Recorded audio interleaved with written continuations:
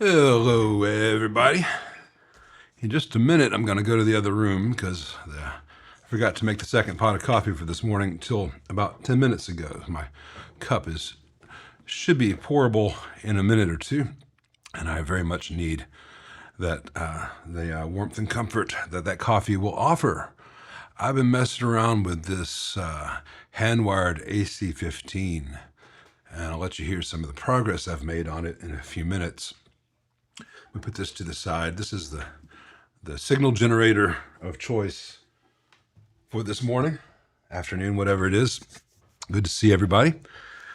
So the first thing when you get a new model from a manufacturer, they always say, hey, this is the closest thing to the original circuit as possible. It never is. So I went through and I drew out what's actually happening in the amp. So this is the rough, and it gets you as far as the output of the preamp. And then I had to figure out what they're doing for the reverb circuit. And so here's my initial drawing of all that, just figuring out what all the values were and how they connected.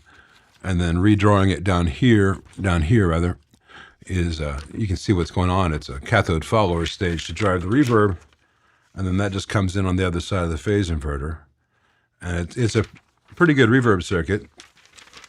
The only limitation is the quality of the tank, and the tank does not work with I can't put in an old Fender tank, so I got to figure out what the impedances and all that are to see if there is an upgrade path for the tank. Curiously, it was I'll do more of this in detail when I do the next video on this amp.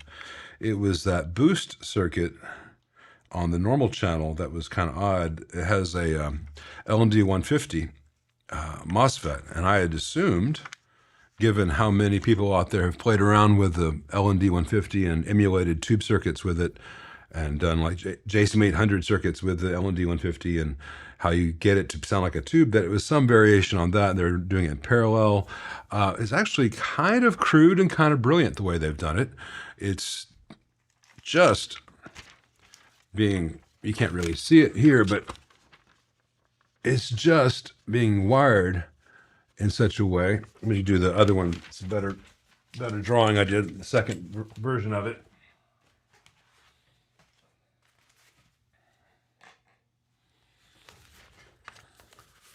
Hey, Oz. Thank you very much. It's just being used and switched in and out of circuit with a half voltage reference feeding its gate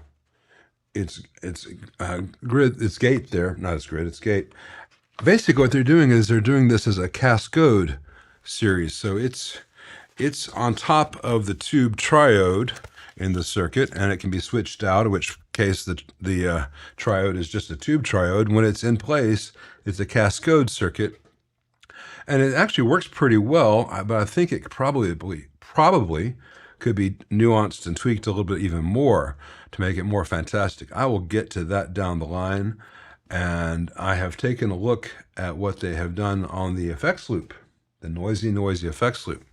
And I'm going to get a cup of coffee, and then I'll tell you guys more about that, but I'll be right back.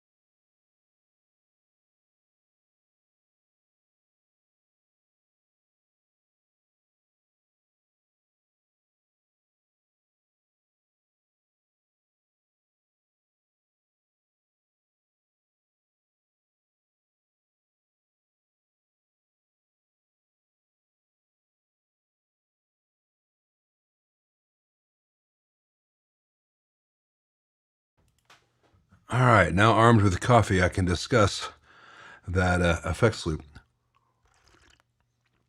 It is, as I suspected, using two LND 150 MOSFETs, one as a general buffer to send out as low impedance, and another one to do makeup gain if you do the -10 setting versus the +4. And you'll hear in those videos that the -10 setting is much noisier than the +4, but the +4 is much noisier than having the thing bypassed. And the bypass is a true hardwired bypass. It's true bypass. So if the loop is off, it's not a problem. There are a lot of ways to do an LN150 effects loop, and usually you can get them pretty quiet. Friedman's got a very good implementation of it. Head First has got a good implementation of it. George with Metropolis has got a good version. I don't know if he's still selling that. I know George is getting out of the business. But it is possible to do it quietly, and usually with a fairly simple circuit, and Vox is not doing it quietly, and the circuit is a little bit convoluted.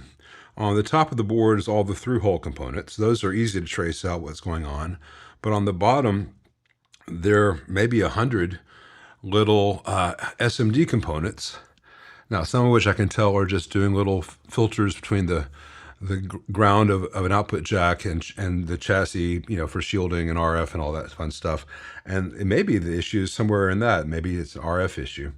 And there are some that are being used in the attenuation and makeup gain stage for the -10 levels. And I think that's probably where the issue is, but it could also be that the MOSFET being fed that is not being set correctly.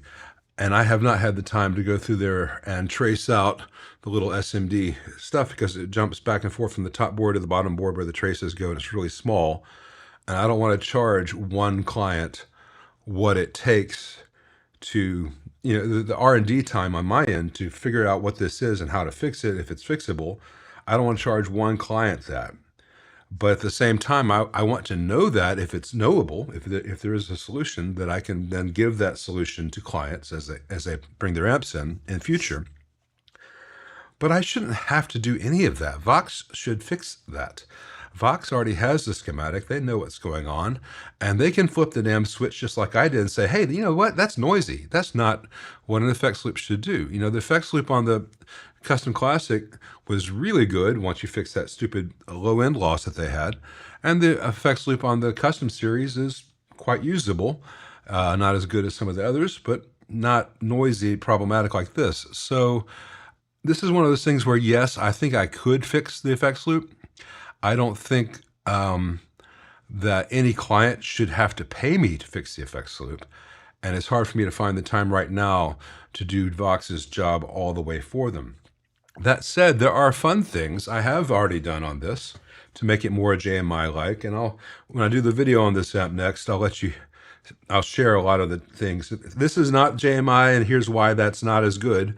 And so anyway, yeah, the enshittification. So remember, I'm still getting over flu, but here's just some basic Casino Bridge P90. It's a Fralin straight into the top boost channel on a Vox. This is the Celestian Blue, and it is mic'd with the Royer.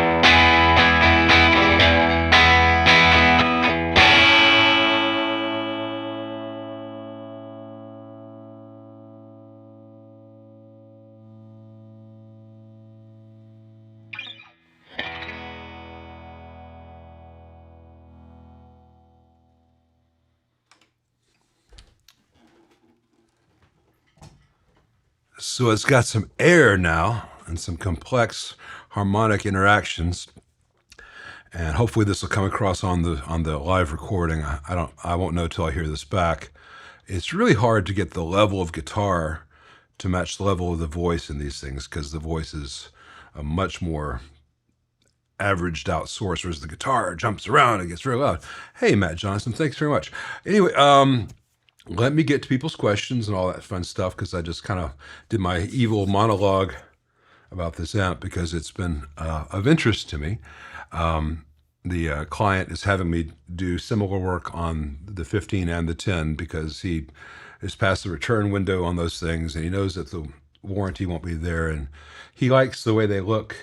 He asked if I could make them sound good. I said, yeah, can't really recommend spending the money on the 10, but he wants to. So I'm gonna do like the ideal mods on the 15 and the make it better mods on the 10. And I'm gonna see if I can hit that reverb circuit on the 10 quiet. Until Vox comes out with a solution on the effects loop, I'm pretty much of the mindset that their marketing insisted that model have an effects loop. It's about $50. An effects loop like that is usually about a $50 option. If the amp does not need an effects loop, despite what their marketing department said, and since it is out of the circuit when it's off, consider it a thing that, break glass in case you want to suck. Emergency kind of thing, but just keep it off. It hurts when you do this. Don't do that. A lot of well wishes from everyone. I appreciate that. Hey, Step for Crash Pilots. Glad that's going for you. I am feeling better. I'll try not to hack up anything yucky on this mic. Also, if you're sick, hey, Gringo Pig, hope you had a good Hogsmane, or is that how it's pronounced? Hagamani, I can't remember.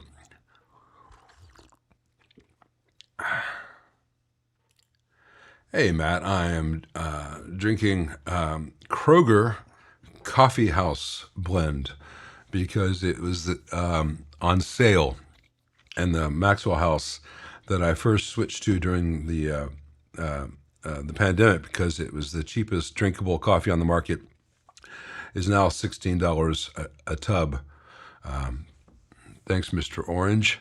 I'm hoping the coffee goes to sane prices again as soon as possible, hint, hint. Where do I think is the best place to ground the bias supply ground and power tube cathodes for an 5F6A early plexi style amp for the lowest noise floor? I ground the bias supply right next to, but not with, the chassis ground I use for the screen, phase inverter, tone stack, and presence. All those grounds I bring to the chassis right by the presence pot, and I will typically bring the bias ground to chassis between that spot and the power and standby switches.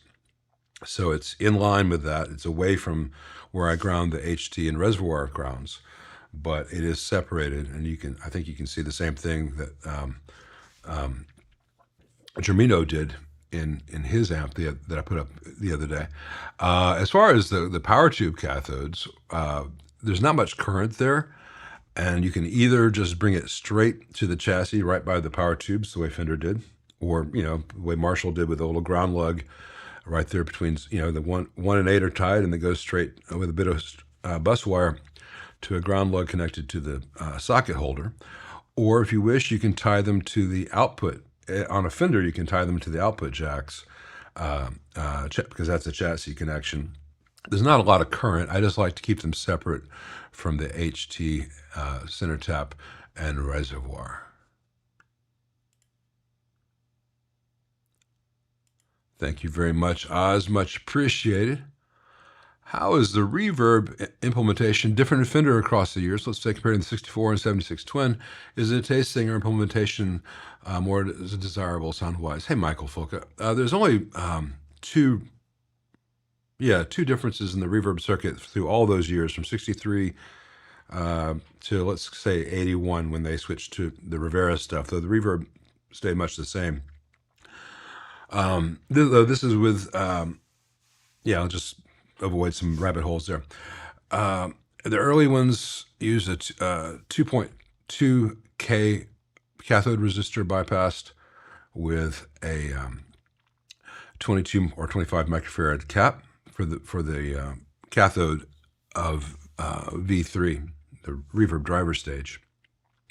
And starting, I think about 72, 73, they went to an unbypassed resistor, which is going to be typically anything from 470 to 820. They varied it a little bit depending on the model. The theory there, besides just not using a capacitor, which is a relatively expensive part, is that you don't have some changing behavior as the signal increases. The bias behaves of the tube behaves differently, and they were chasing a linear gain. I'm still a bit out of it. Sorry, a linear gain response. It gets a little less crunchy, but the flip side of that is we all like the 60s circuit sound. That's the classic reverb sound. B, that unbypassed resistor had a very hard life. It usually burns itself up because it's dissipating too much current, because it's doing the AC and the DC all by itself. And it's also really hard on a 12AT7, which is already being punished in the driver stage of a Fender.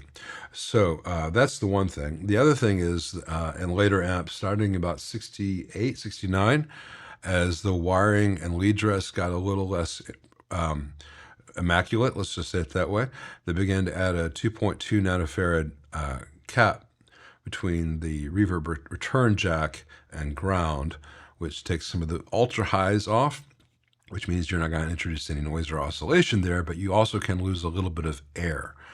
Other than that, those two changes, the circuit did not change at all.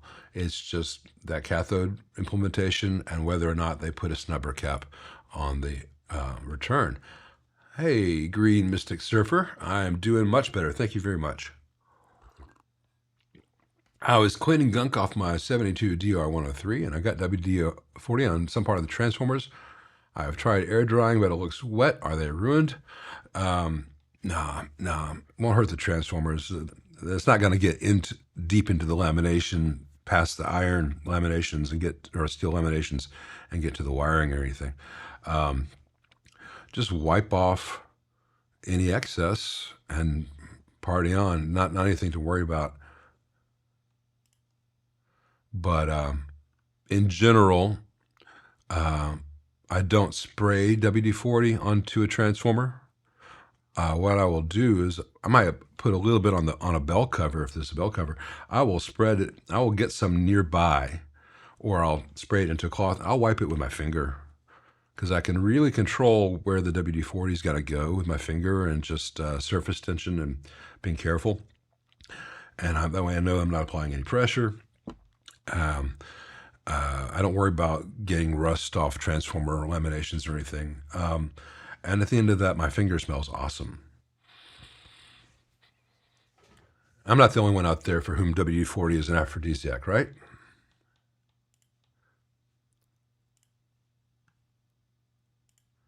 With a diode/bridge rectifier, should be concerned at all about potential high inrush currents like with a tube rectifier.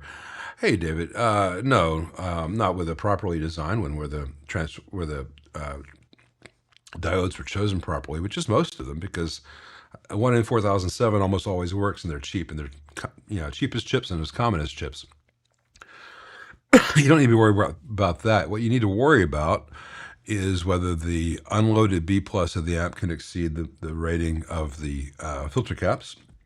And if you have a cathode follower stage, like in a Marshall or a Vox or some Fender Tweeds, you don't want to have full B plus before that preamp tube is drawing enough, is warm enough to operate and self bias. It's a cathode bias tube. Those tubes are the preamp tubes, because otherwise it'll just have plate to cathode short potential, and that really can happen. And that's aside from the fact that Russian tubes typically don't like being used as a cathode follower. It'll hasten the decline of a Russian tube. Can you guys hear me okay? Because I feel like my ears aren't open.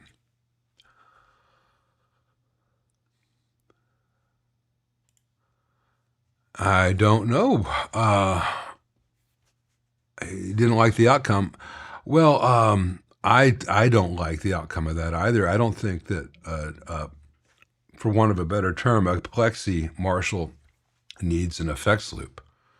I think it's a silly thing. I think any output section that stays really clean, maybe you can have an effects loop and have some benefits. So if you have something with a lot of preamp gain, where you can't have any pedals in front of it come through with any clarity as far as like reverb or delay or anything, but then you have a very clean output section, so like you got like a BE 100 or an SLO 100 with a lot of dirt in the preamp, but then a big, clean, cool biased set of 6L6s or whatever for the output section.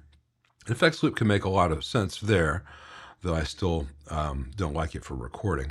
But in something like a Lead 35, which is a JTM 45 kind of thing, a lot of the character of the amp is that the output section gets dirty, and if you attenuate the signal at all to deal with pedals before the phase inverter, which is what you do with a zero loss in this situation, you're going to lose some of the output, what makes the amp special. That's all one level. And the other thing is, creatively, an awful lot of good records that you know and love have been made with people using pedals in front of dirty amps. There was a Page and Plant thing that they did on MTV on the first Page and Plant album, where the two of them went to like Morocco, and they just played in like a market square, and you can see that Page is using like two AC30s and an Echoplex and a fuzz. And all that's run in front of the AC30s, which were set pretty dirty. And that's a magical sound. And whether it's that or Radiohead or U2 or Tom Petty, there's a certain thing that happens when you have pedals, including reverb and delay, in front of an amp like a JT45 or a Vibrolux that's turned up or an AC30. I think that's probably what Greg is referring to. Does it work? Yes. Is it optimal? No. Is it necessary? No. There's a lot of money being made somehow convincing people that they need effects loops. Not a lot of money being made convincing people that they need metronomes and tuners.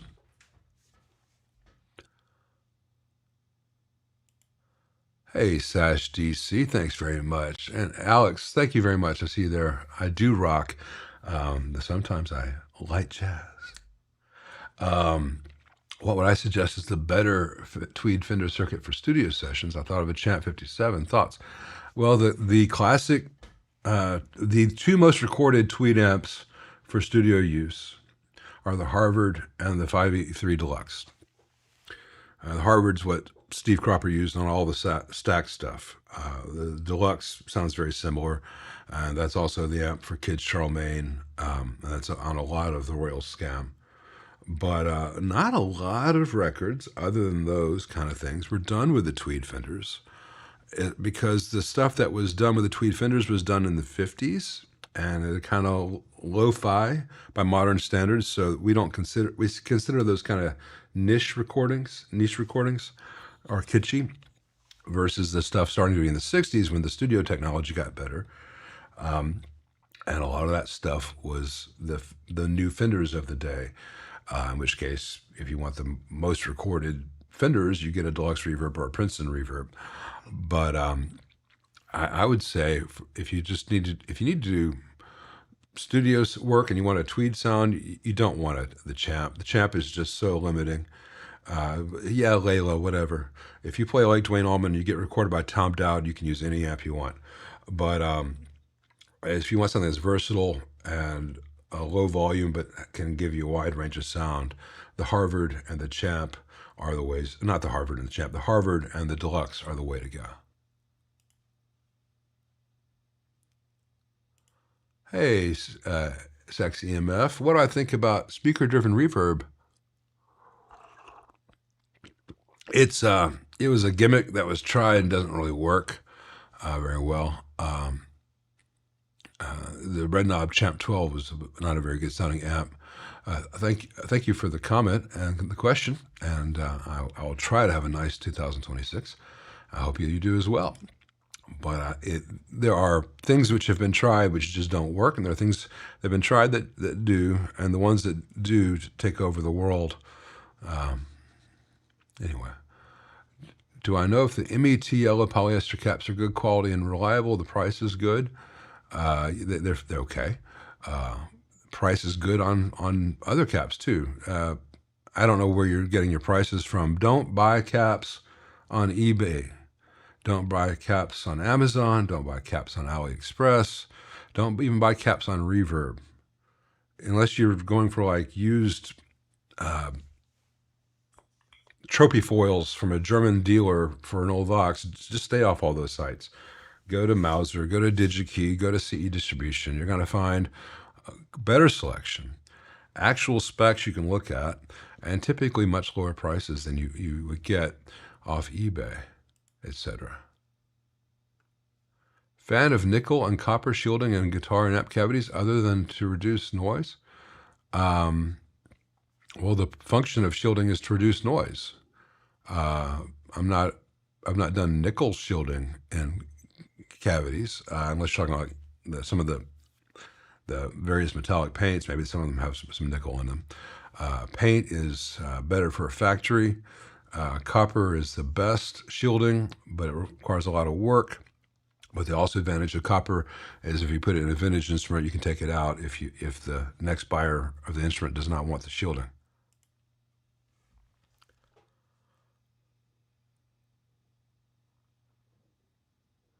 Do I have any opinion on line isolators as opposed to the eyes when going direct to front of house? I'm not sure what you're asking.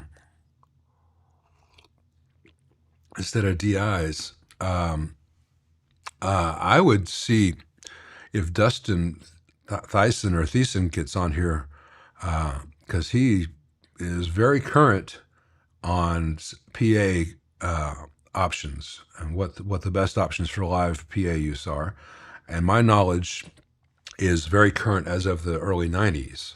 And a lot of things have changed. Hey, Dustin, you want to take this question in the comments, if you don't mind? I imagine that Dustin's probably going to prefer good quality DIs because they will give you the option of being just a line isolator as well. And for him, it's going to be a Swiss Army tool, but he may have more insight on that than I do.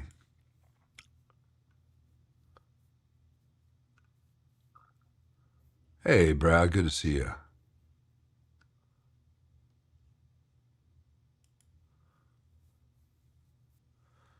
Bought a 70s Princeton reverb, and the tech said the three-prong is factory and the polarity cap doesn't need to be removed, claiming it's mostly a myth on 70s models. Is that true? Well, no, the death cap can still fail and give you a short, A. I mean, that cap is not rated for AC, and it's got a lot of AC on it. B, a death cap, polarity cap, is not necessary when you have a grounded power cable, because it's only there in case that there's no ground on the outlet. And if there's no ground on the outlet, don't play there, because that means the venue does not care about you and your safety. And we as musicians need to stand up for ourselves. C, the main thing with the 70s Fenders, the power cables, is the ground is often terrible because it's usually made to transformer mounting bolts. And the Fenders in the 70s, the power cables had that red plug. And for whatever reason, the rubber on the insulation on the cable itself becomes soft over time and also shrinks and pulls out of the plug. And so there'll be a gap between the insulation on the cable and that red plug, and you'll see the wires in there. Almost always need to replace the power cable on a 70s Fender because they just exposure to the ozone over the past 40, 50 years. The rubber insulator is no longer to be trusted, and it's way too soft. Mostly a myth. Tells me that people, don't want to speak ill of my fellow tech, but science is not mythical.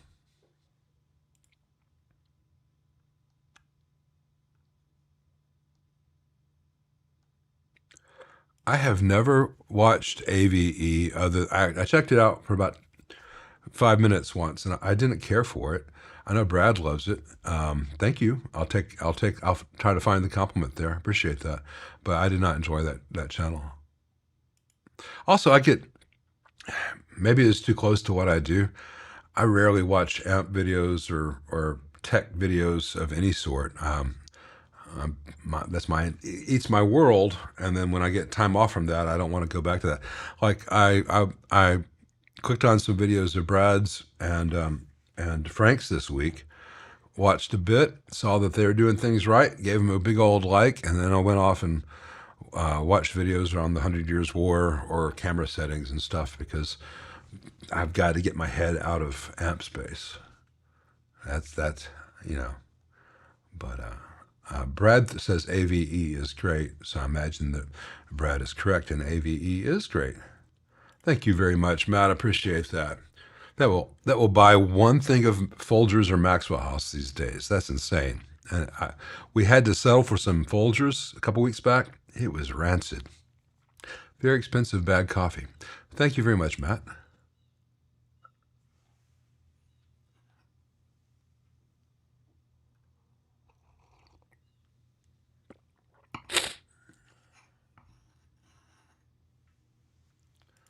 Lyle reviews Zelda 2 for the NES. Wow, Zelda 2, The Adventures of Link. I played the hell out of that game. In retrospect, it is boring as hell because you have to repeat yourself over and over and over to get enough points to advance to the next level so you can up this or up that.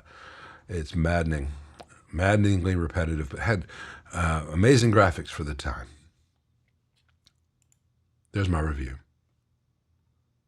Thanks, Mac Flying V.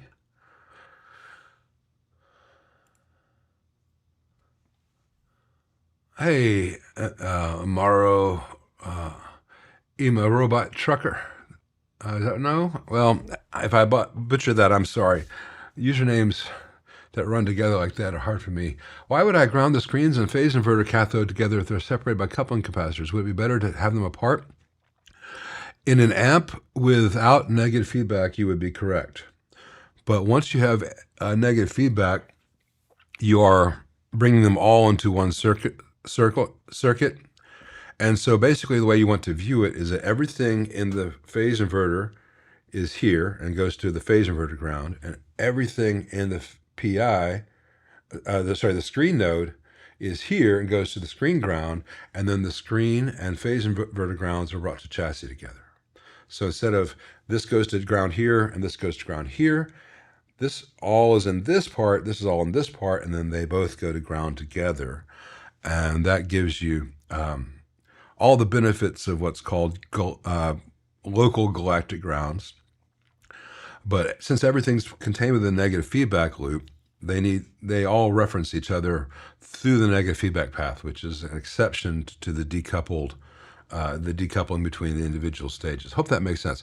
You can keep them separate if you want to, but as each chassis connection is time and labor to install a ground lug, and it can get a little bit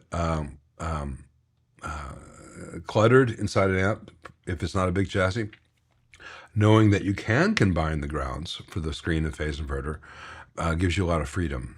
And if you keep them separate, please move the screen node closer to the phase inverter than it is to the reservoir / HD center tap, or in a full bridge rectifier ground.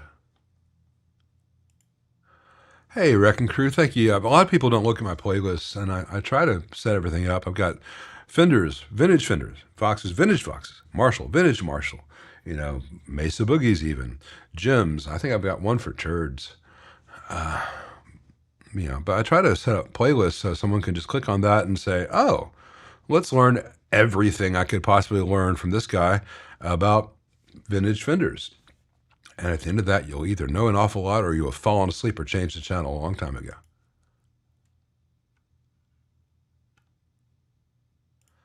Hey, Lost Atlantis Records. I have no idea what Morgan's doing in the SW22R. I hope they learned how to build it properly since the earlier amps I've looked at. I hope you love it. Hope you have no problems with it. I have no idea what circuit he's copying. I wouldn't say inspired or based on. It's all copies. Some of his copies get fundamentals wrong, but you know.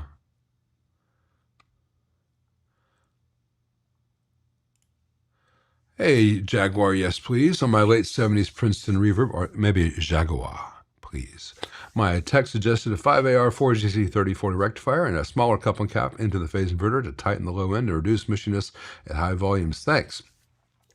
If you change from the 5U4GB to a GZ34 or 5AR4, make sure that you rebias the amp because it's cathode biased, and your B plus will be a little bit higher with the GZ34. Smaller coupling cap into the phase inverter to tighten the low end will help. You could also decrease some of the cathode bypass cap values that are like 22 in that amp down to like 4.7, depending on the stage. Yeah, but your tech is giving you good advice. Just make sure that your tech also took into account the B plus change with the different rectifier tube. Also make sure that since it's a single 6V6, make sure that with a voltage change, the B plus change going to the GZ34, that you're not getting more than, say, 450 volts on the plate of that port 6V6. By the way, because this comes up a lot, the amps that Fender did in the 60s that used a GZ34, and then all of a sudden they all went to 5U4GB in the 70s, exact same circuit, exact same power transformer. I'm pretty sure that the only reason they did that was so that, hey, modern wall voltages were climbing from around about 110 on average to about 117, 120 on average. And rather than redo all their circuits for the new voltages, they just put in a 5U4GB rectifier tube to drop the B plus back to where it was 10 years previously with the GZ34. And so you can use either rectifier tube in any of the 60s or 70s amps safely, as long as you keep you're aware that the B plus is going to be higher with the GZ34 than with the 5U4GB.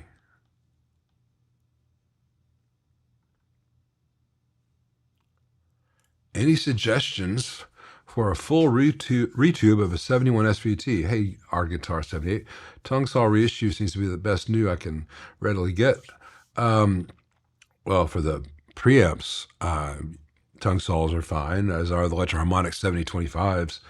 For the output tubes, 6550s, I've had good luck with JJ and Electro-Harmonix, but the biggest thing I can tell you, especially when recapping a SVT, because it's an expensive proposition, is find a dealer that you can trust with a good testing, sorting, and return policy, because things happen.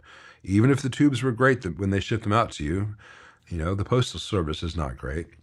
And sometimes tubes take a few days under use to show problems that won't even reveal themselves within a 24-hour burn-in. So I would suggest that you contact the tube store or Tube Depot or Eurotubes, etc. Ask them, say, I've got a 71 SVT. What tubes would you recommend? Which 6550s have been reliable for you and your clients? Because they'll take the care, and they don't want to have a problem.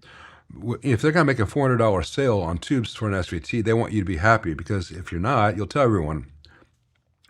Whereas if you go to Guitar Center or eBay or Z-Sounds, etc., that sell tubes, Sweetwater, they don't know what they've got. They just take it out of the box and ship it to you. And, they've got, they don't think twice about it. And the trouble is, if you have bad 6550s, and it's from Sweetwater's perspective, yeah, okay, well, no problem, send them back, we'll return them, because they'll return anything. But what if it damages your amp because it wasn't tested? Whereas if you get from the tube store, Tube Depot, places that's what they do, you're going to have more protection on all aspects of it. And you might get a good relationship with someone at one of those places. because it's not really that electroharmonics versus JJ versus tongue saw. It's, hey, lately we've been having better luck with this brand, and 6 months ago we had better luck with this brand, because things change, and if you do this a lot, you know that.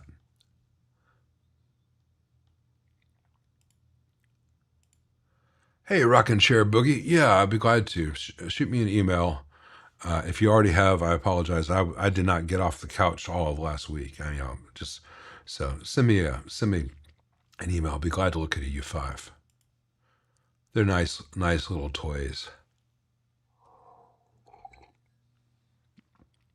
I don't have any opinions of the Seymour Duncan power amp. Sorry.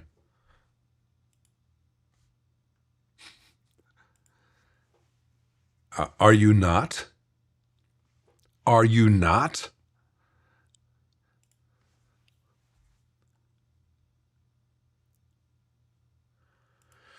Is it enough in an AB763 twin to ground the reservoir together with HT center tap and the heater center tap resistors and the bias cap with chassis connections 1 inch away from each other? Well, I don't know what the minimum distance is, but I know what works. That's always worked in the Fender is that the HT and center and reservoir cap ground is made to chassis between the power transformer and the fiber board. So in this area is usually close to the top corner of the power transformer. Now some of them, they have the reservoir ground going to ground here, and the HD center tap going to ground here. That's fine. The bias cap connections are usually done on the other side of the power transformer, though the bias is ultimately grounded as far as the pot goes to the pot shell, which is usually within 3 inches of the HT center tap stuff. The heater center tap resistors traditionally are done to chassis with the HT because it's convenient. But I find for a multitude of reasons it's best to float the physical center tap of the filament or heater supply and do an artificial center tap, which I will usually either do to, depending on whether I put them at the lamp or put them on one of the octals, I'll either do it to the output cathodes, which would be to ground it by the chassis by the output tubes, or I'll do it off the lamp going to the ground of the bias supply, right by the bias cap.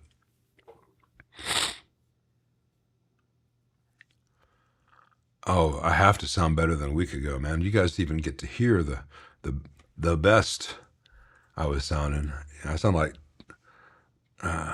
Tom Waits having the hardest night of his life.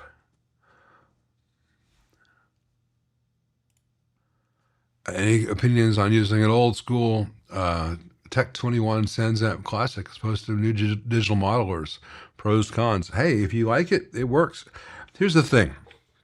The thing that worked 15 years ago still works if it still functions. And if you like the sounds 15 years ago, you may still like the sounds. Now, there are other things that newer things can do that can't do. But that has a character. And if that character works for you, there's no shame in using it. So, my only issue with the Tech 21 stuff is they were so poorly built inside that it's possible that it will not work anymore or will not be very reliable. Not that most modern digital stuff really is, but...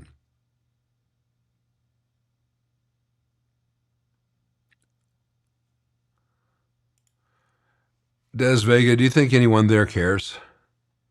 Do you think anyone at those companies cares about how bad their products have gotten? They're too busy making money. Marshall's selling Bluetooth things and refrigerators, and Fender's trying to slap their logo on everything from guitar picks to Volkswagens. They're just chasing any dollar they can get, and they don't. If Fender says, "Hey, there's more money in earbuds than in guitars, we won't have guitars anymore," it's not about wanting to make music or musical instruments for these companies. It's a bunch of shareholders and the people who have to answer to them. And if they could make money selling circus peanuts, they'd be no more guitars, just circus peanuts. It's a good thing that no one makes any money off circus peanuts, because then we'd be surrounded by them. If you're not American or Canadian, you may not know how vile a circus peanut is. It's an alleged form of candy here. It's kind of, sort of banana flavored, but not really. Kind of like that banana flavor they give you when they swab your gums at the dentist, applied to something in between packing peanut, the styrofoam stuff, and a dense, mushy foam.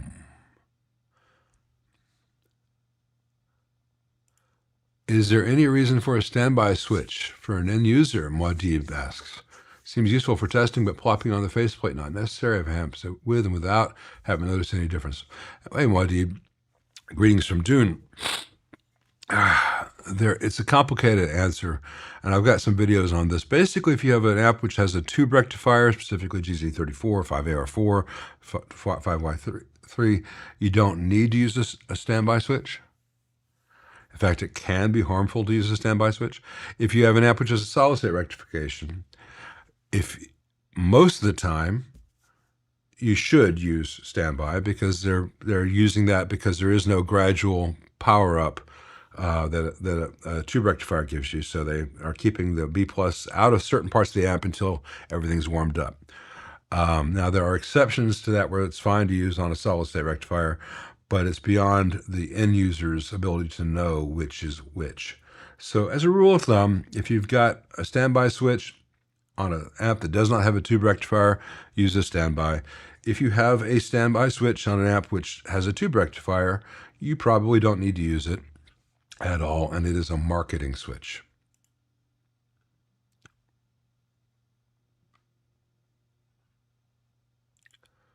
Hey, Scott Wara, the most common issue with ticking in the tremolo on a 70s twin, and I've shown this a lot in my videos, is if you put a 10 nanofarad or 20 nanofarad, 22 nanofarad, 630 volt cap across the roach from the side where the 10 meg connects to the side where ground connects, then the ticking usually goes away. I've got videos on that which is in my Vintage Fenders playlist. You will find that kind of stuff. It's also a service bulletin that Fender put out a long time ago about that. Some people will do it across the 10 meg resistor instead. I find it physically easier to fit across the roach than across that one resistor. But they both do the same thing. Because B+ is just as good at dealing with noise as ground is, because it's low impedance either way.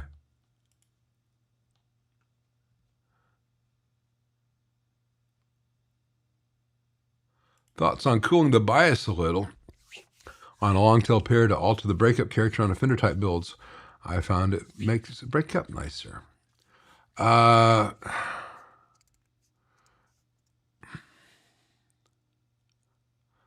What's the best way to put this?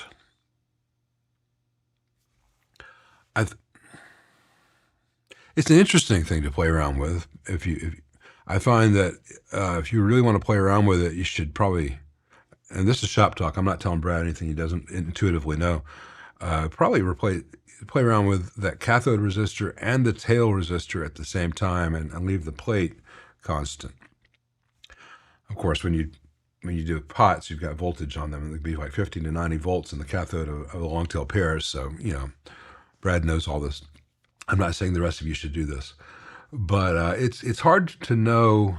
It's hard to know which part does what, and so it's nice to keep one constant and change one other thing, and then keep another. Well, I'm making a 30% change on the cathode. What if I were to do a 15% change on the cathode and a 15% change on the tail, because the tail gets into it. All this is shop talk, and if you're designing your own amp, find what works for you. It's when we're restoring vintage amps, it becomes tricky, because you can make it sound awesome to you, but it no longer does the thing the amp was known for. I've rarely found a 470R in an old Fender to actually measure 470R, so you still have some leeway to say, I'm gonna do that anywhere from 470 to say 640. And it is interesting. It cools it there. You could also cool it there and decrease the 22K a little bit to warm it there a bit. You know, it's fun.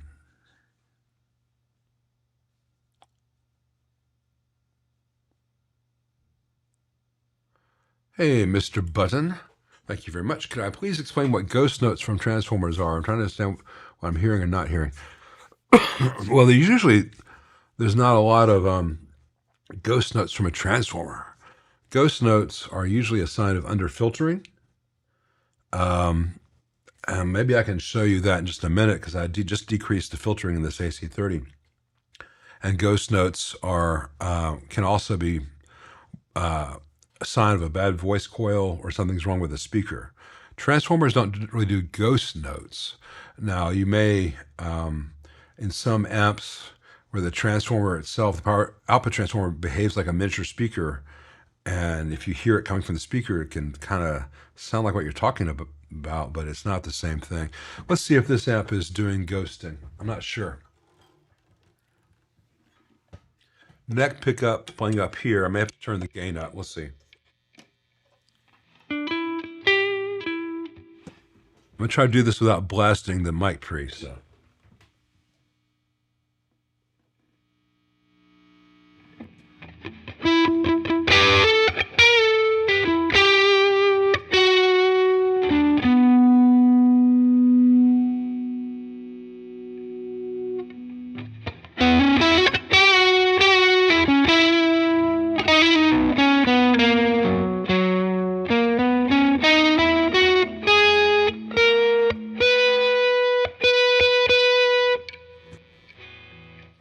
Get a little bit there on that beat.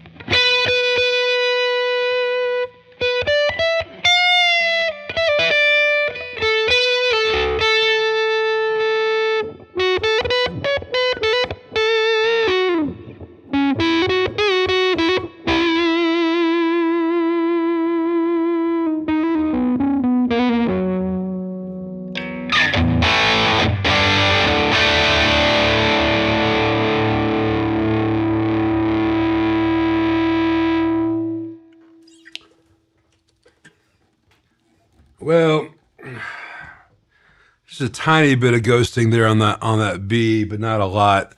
Sometimes Voxes really show that. Maybe if I had it turned up a bit more because I had the master low, so the output section isn't being pushed that hard. And there's some other places in the amp I want to change the filtering a bit more. But I've got some my tone face. I'm so sorry about that. I've got some videos on the channel showing some ghosting. I think there's one with a trainer where it ghosted pretty hard. Ghosting is basically when there's not a lot of filtering and there's intermodulation distortion happening, so that there is actual 60 cycle information at all times coming into the power supply, which the output tubes are happily replicating, and that interferes with the frequencies that you're playing. And because 60 hertz is not quite a B, not quite a B flat, and sometimes you get some sour, weird interactions.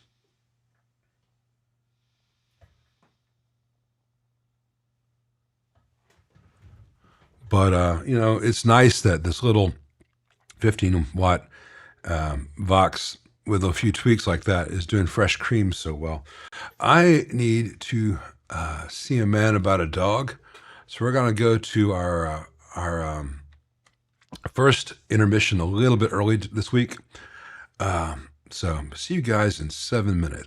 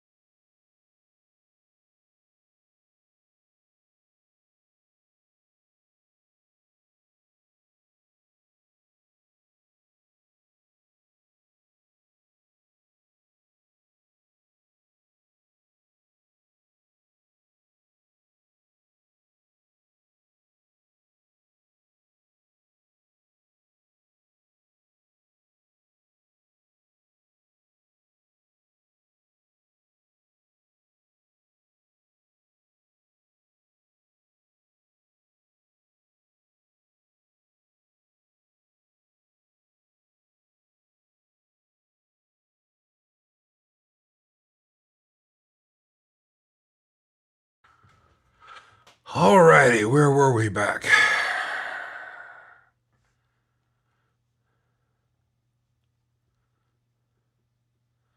Hey, Match It Music.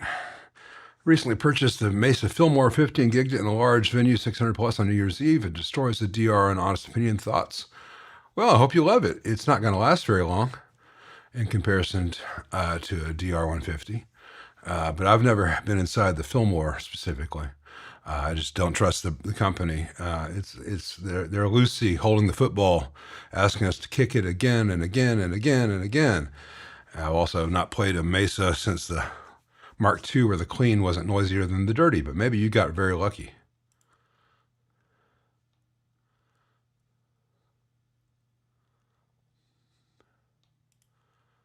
Notes would fizz on the decay of the DSLR 40CR. Sound like something touching the speaker. Listen to others and I'll do it. And he fixes, well, there's an issue with the DSLR, the DSL 40CR series that Brad's made me aware of, and it wasn't there 3 years ago when I made my recommendation. There's a glue that Marshall uses to hold the caps in place on those boards. It's not just the DSL amps, but it's those and some others of that same era. And over time, that glue is becoming conductive. And it's a big problem, to the point where I may need to revise my recommendations in that Amps Under $500 video or Amps Under $1,000 video, because that glue took some years to start to become conductive. And that may be what you're experiencing. Some other issues in the DSL 20s are that they have some 2-watt resistors which are dissipating more than 2 watts, and they like to act up. Maybe that you have some similar resistor values in the 40CR that have been just kind of on the verge, and as time goes by, they need to be fixed. But I've not had a 40CR in a number of years, so I don't have anything specific for you other than that. It's hard to recommend things. It's easy to say when something's really bad. It's hard to say hey, bet your money on this one.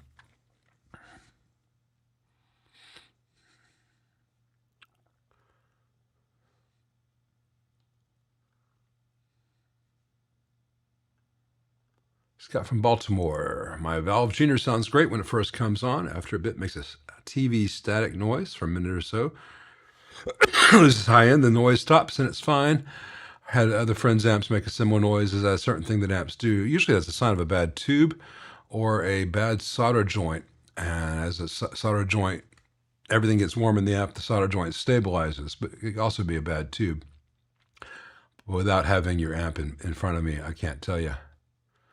Yeah, well, Dustin's gonna have nicer DIs than your typical sound guy there, but I think the main purpose is that a DI can also be a line isolator, whereas a line isolator cannot be a DI. So even if you just buy a used Countryman, you might be better off as far as versatility. If you use copper shielding in an instrument cavity, it's okay to skip the ground wires between the pots. And how do you get solder to stick to the back of a pot or braid it? I think I saw other people talking about how to get solder to stick to the back of a pot, though. With the CTS pot, it accepts tinning very easily. You don't have to do anything to the back of a CTS pot. The ground wires between the pots is there are two things happening in a guitar circuit. There's shielding, and there's AC negative, which is tied to the amp's ground. And they serve similar roles, but they're not the same. So while you can get away with having the wires across the pots and the copper shielding, the best solution is to say, I have my shielding, and as long as these pots are tight to the shielding material, the pot shells are shielded. And then I've got my signal negative, and you can just kind of float that above the shielding so they only make contact with each other at one point in the circuit.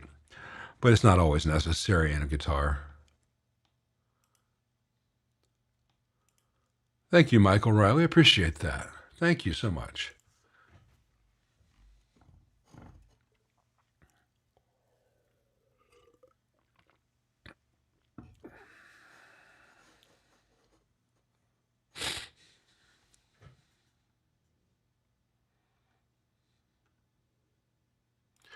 Hey, Brett, thoughts on using a brass strip behind the pots like later years on your 5E3 build?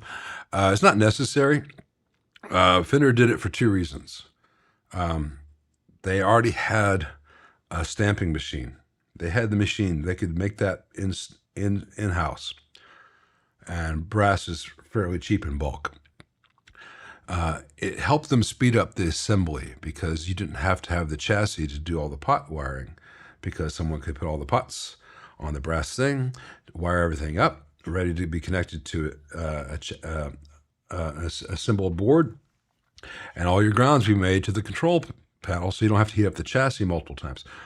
Whoever installed the transformers in the amp installed the transformers and did those chassis grounds on one production line, but all the grounds to the control panel were done at a different stage, and so you could have those pre-run for the most part.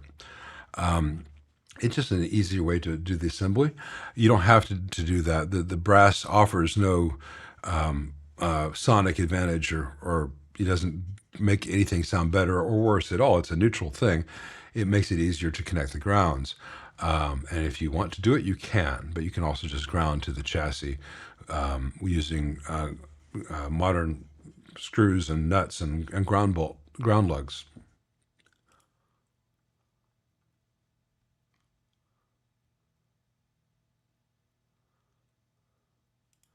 Robbie, if you're D20, if Revs put a standby switch on it, use the standby. Standby has nothing to do with bias.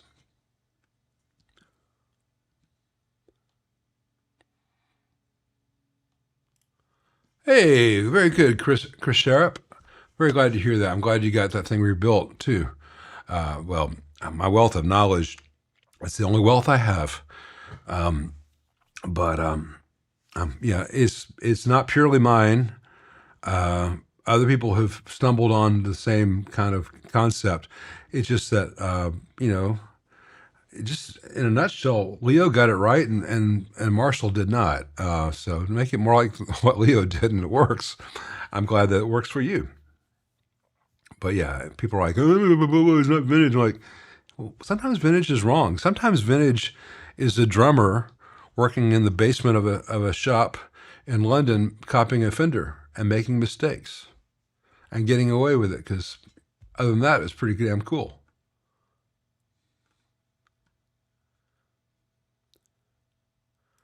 Hey, Loop Dog.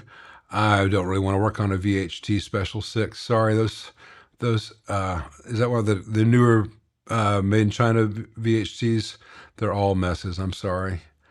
I don't think I'll be doing any deep dives on Fender Custom 57 Champs, because if anyone were to email me saying, hey, I've got 57 custom Fender, or any of the Fender reissues, about sell it to someone who listens with their logos and buy something better. Don't throw money at fixing the Fender when it should have been good from the get-go for the price they charge for those things.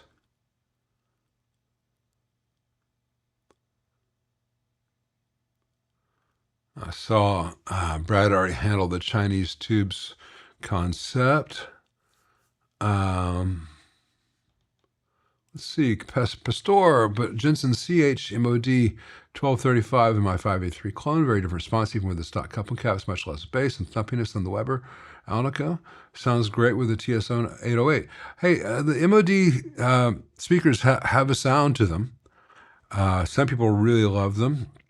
I'm not a big fan of them. I find them very mid-forward and lacking in low-end response. But that seems to be exactly what you like about it. And that's what's cool about speakers. It's purely subjective. If the impedance is correct and the power handling is correct, whatever you like is the correct choice, even if I don't like it. Hey, Matt, Brad and I were the two young guns. Believe it or not, I'm young in comparison to a lot of guys. though Brad's considerably younger than me, on a secret squirrel forum for amp techs. And we would often find ourselves in agreement with each other. This is from my perspective. Brad may have always thought I was a schmuck. Anyway, I would see a question and I go to type an answer, and then I'd see that Brad had already typed pretty much what I was going to say. Or we would both have the exact same opinion on this or that or the other. And we were kind of in that group of illustrious company.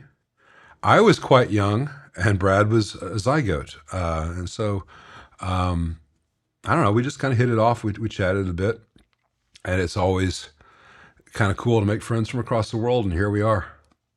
I'm stuck with a cunt. As I get demonetized. I think this far into a chat, in context, to be fine. That's a word I never use in America, because in America it's always a sexually aggressive thing, which is, not my thing. But in Australia or Scotland, it's the same thing as saying dude. Robert Hull is a great guy. Brad and I've been very glad to call Rob a friend for a really long time. He's the sweetest guy. I think he's the sweetest adult male I've ever known. And that's not a quality that applies to me. But for some reason, Rob's always liked me, despite the fact that I am not at all as nice as he is. Let's see, where were we? Hey, Wrecking Crew, if I wanted a 64 Princeton reverb and a 65 Deluxe reverb for myself, would I currently opt for both options from something Swart offers or something else? I'm the wrong person to ask, because I just build one. I would choose, all right, I'll get the chassis and the transformers and the cabinet from Mojo Tone, and then I'll make my own board, and I'll do this. I'm the wrong person to ask. It's not that I'm the only one. Brad say the same thing. We're a kind of rarefied company. We don't have to go to a vendor. Now, I've not played any Swartz that are doing the Princeton or Deluxe kind of thing, though maybe he's got some. The stuff that's on the market that I've tried, I might say, well, look into Top Hat. They've got some parallel stuff. Look into Carr. They've got some parallel stuff.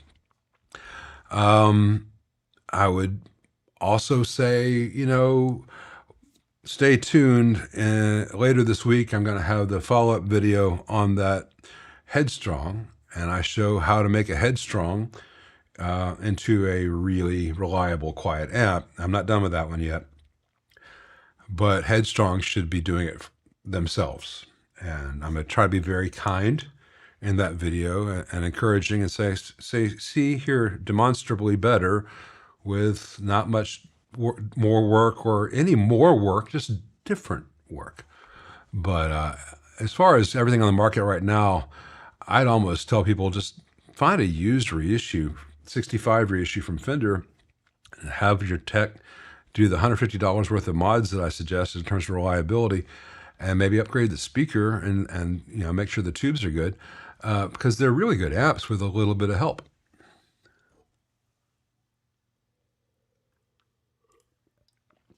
Of the kits, the Mojo Tone is definitely the one to go with, and I believe that I'm 99% sure the StewMac kit is the Mojo Tone kit, just with different branding. All right. Third time I've seen the Mesa Fillmore 50 question. For those of you new to the chat, I appreciate you being here. Please only ask any one question the one time, because when I see the same question 3 times across 20 minutes, it makes me think I've hit the wrong button and the chat scrolled back up or something. I answer them in the order they come in. So if you ask me a question and I haven't answered it, I haven't gotten to it yet. So you can even scroll up and see where I'm at in the questions and know that, okay, he'll probably get to me in the next 20 minutes or so. But when you ask the same question again and again, it's hard for me to manage things on my end. When changing electrolytic caps, how do I know other values I could use other than a direct replacement? Man, that's a tricky one, because that's, on one hand, it's like, how do you summarize everything that you've learned up to that point in your life? How do you write a poem? On the other hand, it's also kind of like, how do you tie your shoes? You just kind of do. You get a sense for it after a while. You're like, okay, well, that used a 16. I don't have one of those. I got a 22. That'll be fine. If you're 33, I'll put in a 47. That'll be fine. You get a sense for these things, and you've already done all the work and the research, and you know all the actual science limitations. And then within you just know what the range of the safe is, and within the range of the safe, you can try different things and be creative as long as you're not going to do any harm. You have also, when it comes to things like cathode bypass caps, you have to know how it's going to affect the lower end response of an amp. You got to have your calculations for that. And then there's just the voltage. If you've got 420 volts in a part of a circuit, don't put in a 350 volt cap. You'd think that's obvious, but there are companies out there that have never learned that lesson.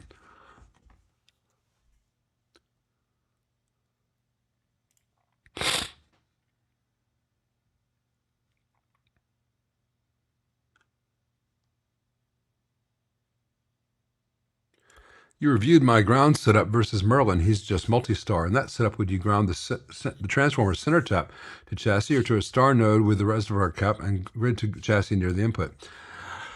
Hey, Sam. Yeah, well, what Merlin suggests is the ideal solution, in which case you would bring the center tap and reservoir cap to ground right by the input jack, along with everything else, but it would have its own path to that ground point on the chassis.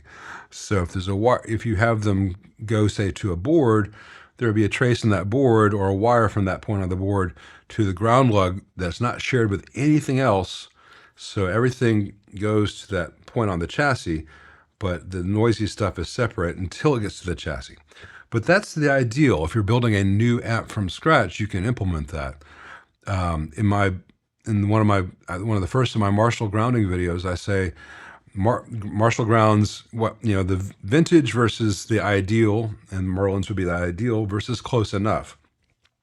And so what the ground scheme I show in the Marshall videos is how to make the stock Marshall grounds circuit scheme close enough to the ideal that you get the benefits of the ideal, without so many changes that you've got to cut traces and reroute everything and end up with a Charlie Foxtrot of an amp. Because while Merlin is absolutely correct, and we put a link to his stuff up so people wondering can find what I'm talking about, he shows how to make a fantastic ground scheme from scratch if you're building and designing the entire amp from scratch. Whereas what I'm showing in those Marshall videos and what I describe and what Fender did that's really good is that it achieves most of the same goals in a simpler way where you not have to reinvent an existing wheel. And the differences between the ideal and the good enough aren't really that noticeable or that important.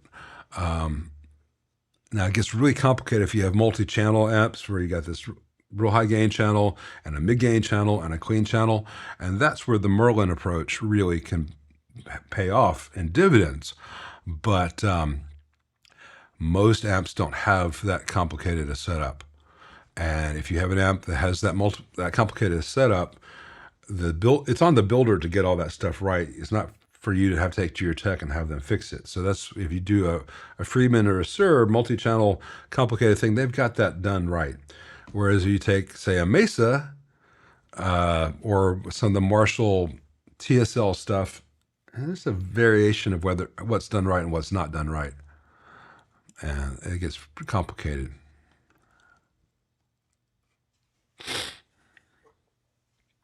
Brad buys more than 50 tubes a month, I think. No Excalibur updates right now. I have not had time to think about it.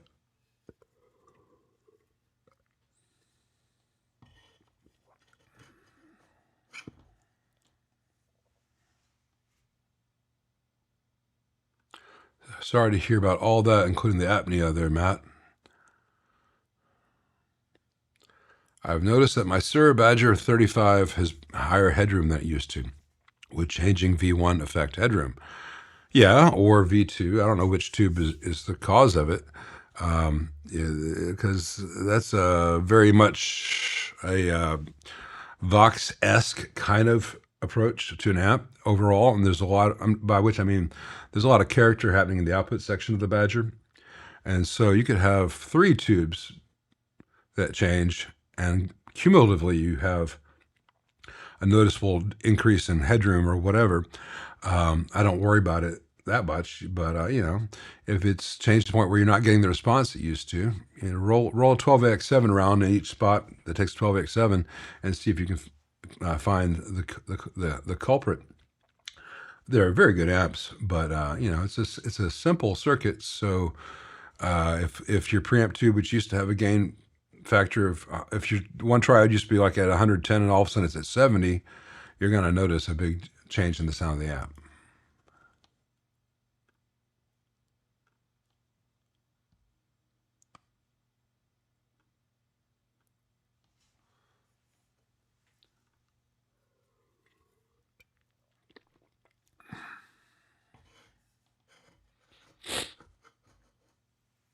Let's see, trying to get to the next question. I think we're doing the first intermission now. Hey, Steve, thanks very much. I need to get into some of your 335 stuff. I was waiting to get to the point where I knew that I was not going to cough or sneeze on your guitar.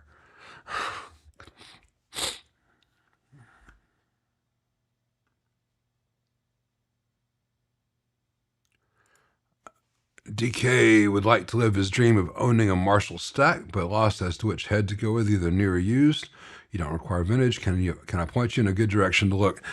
It really depends on what your sound is. Given your avatar, I can't tell if you want to play death metal or just the Duel of the Fates again and again. I can't tell if that's Darth Maul or something. But there's a wide range of Marshall sounds out there, some of which are attainable with Marshall, some of which are better to get with other sounds. I think what you should do is realize that unless you get a stellar deal on a used amp, Marshall has not made anything worth really buying since like 1990, and every year it gets worse and worse. The SLX series might be the last pretty good ones, the 900s. But there's so many better options these days. Look at Friedman, look at Head First, look at Metropolis while they're still out there. If you're not, the Germinos I love, but that's more of a vintagey kind of thing. I think you might be looking for more of a modern thing. And see what you think and ask those guys questions, because Jason and Dave will be glad to tell you and answer questions. And they're also going to say, hey, for the sound you're going for, my amp would kind of do this, but you need to check out my buddy's amp, because they know everyone who makes these things. And it's hard for me to keep up with all the stuff, but I don't know what kind of music you play, so.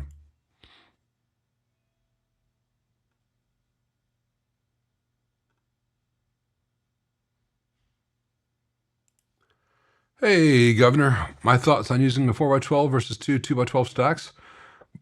2x12s is usually more convenient, but I can't answer beyond that because the design, physical dimensions of each cab and the way they're built are going to affect so many things.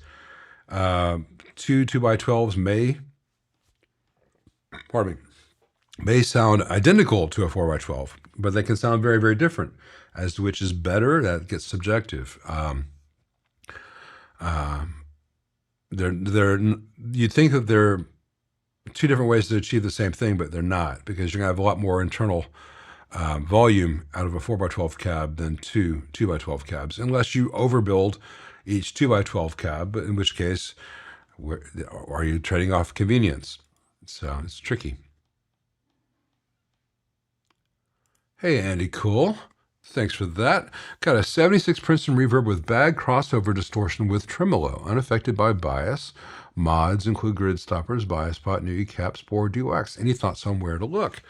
Well, the first thing I would look at is is probably linked to the intensity. You could have a bad intensity pot. You could have a leaking cap. There's a 100 nanofarad cap, which is feeding the intensity pot. If that cap is leaking, physically leaking DC, it's not that common, but it could happen. And before that cap is in stock form a 1 meg resistor. And if that resistor were drifting closer to a short, you'd have too much signal going into there and you could get some crossover distortion. It could also be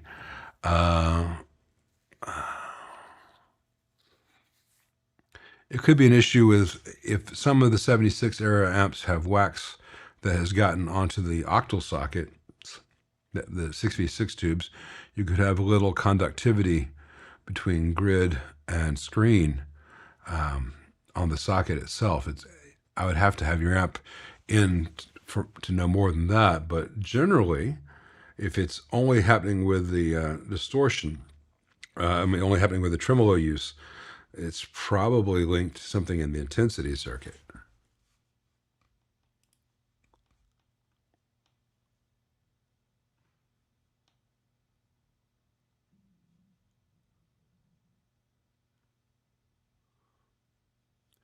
If one were to build a tube-based stereo system, what would I go with, Detroit Wrecker?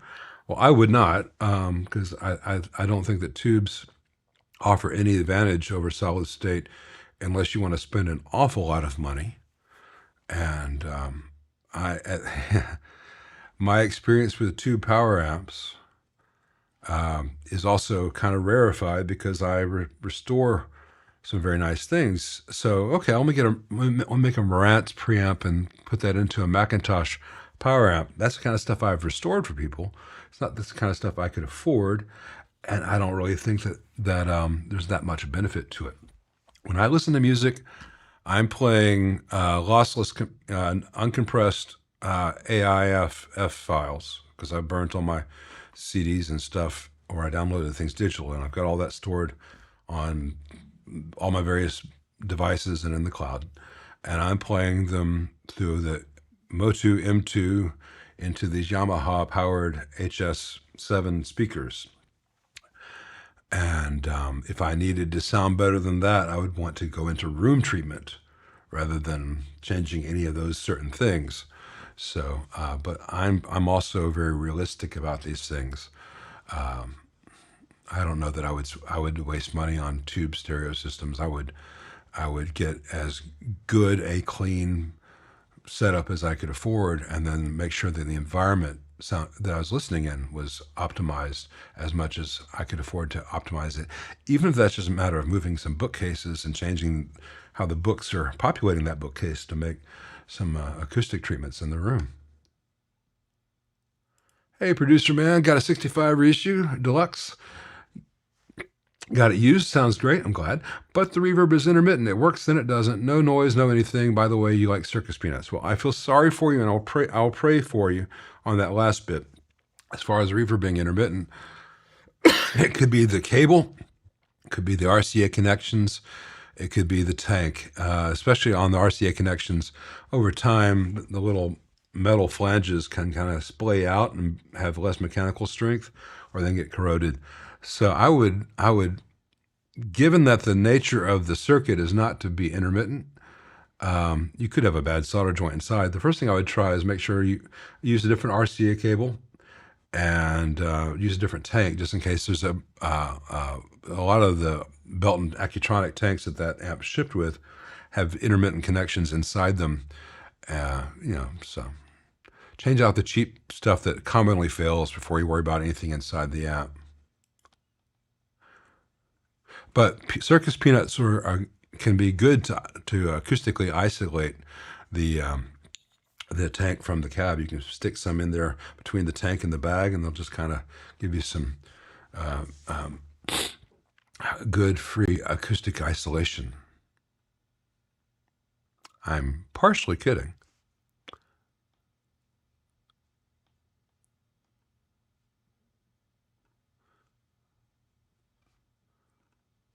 I think we've got, like, some people are 15 minutes behind everyone else in the comments.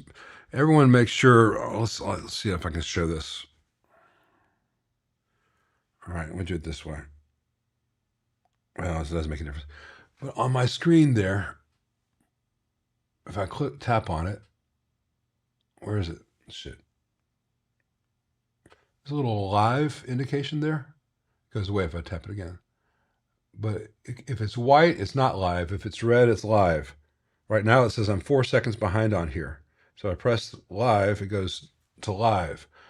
And there are various, it depends on the browser you're using. If you're using a browser on a computer, it's a little bit different than the app. But make sure that you're all clicking at the same, watching at pretty much the same time. Make sure that you're live.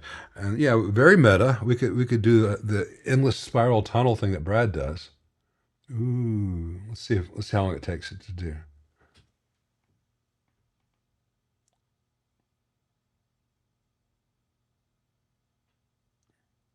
This is why you tune in. By the way, I've got this thing set to slowly change. It's on autofocus, but I've got it set to be slow to change from one to the next, because I'm a hand talker, and if I had this set to fast autofocus, it would always be grabbing my hands as I speak, and I want it to mostly stay on my face unless I do something like this. And so that's why I have it set slow. That's why the Inception thing took a little bit to start.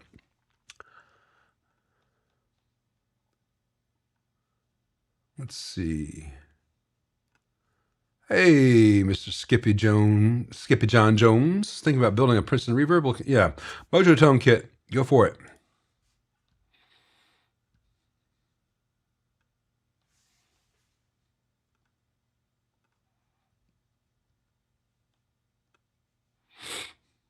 Let's see.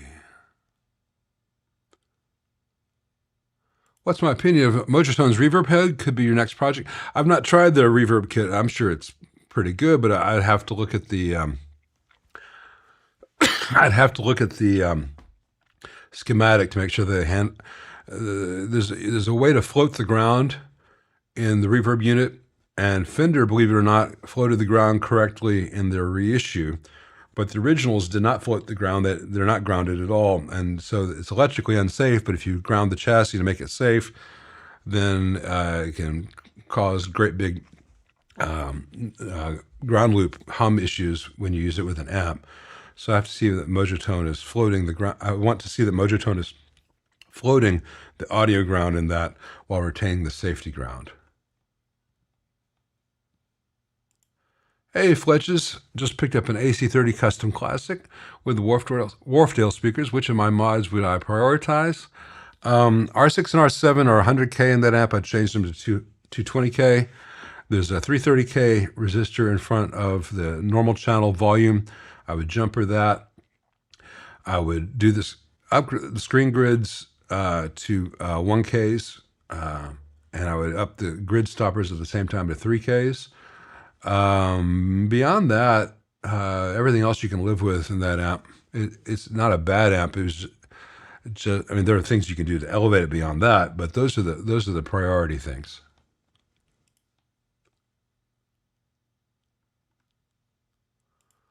Hey, fretboard to Ash. Here you go. Great resource to get you started. He sells books, fantastic books. You can also do the Radiotron Designer's Handbook, Volume 4, which is available free for PDFs. There's the Jack Dar books, which are fantastic, which can be found. There are a lot of ways to go. There's the Kevin O'Connor series, some of which are fantastic, some of which I think are a bit, a lot more opinion-based than fact-based, but they're entertaining. But I would say the stuff that Kevin O'Connor has out early in the Ultimate Tone series is good core knowledge. I think Tut 4 might be a good place to go to. But I would send you to Merlin first, as I just did. Hey, Guitar Collector 9 just bought a 2007 Custom 57 5v3 Deluxe and reading people connect inputs together for better sound. What does it do in safe? It's not better, it's different. When you run into both inputs, so you're jumping the channels, you're running to both channels at once, you can blend them. You can say, I'm going to use a little bit from the treble channel, a little bit from the bass channel, and be able to control the balance of real lows to the higher end stuff. Or you can just turn them both up and get more gain than either one of them will give you by itself. Look into jumping or jumpering Tweed Deluxes. Do that Google search and all will be revealed.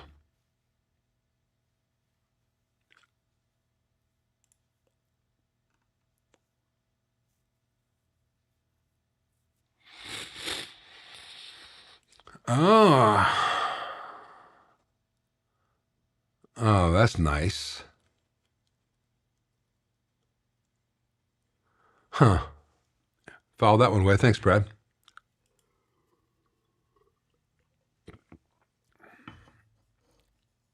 Oh, man, good. And I'm so sorry to hear that.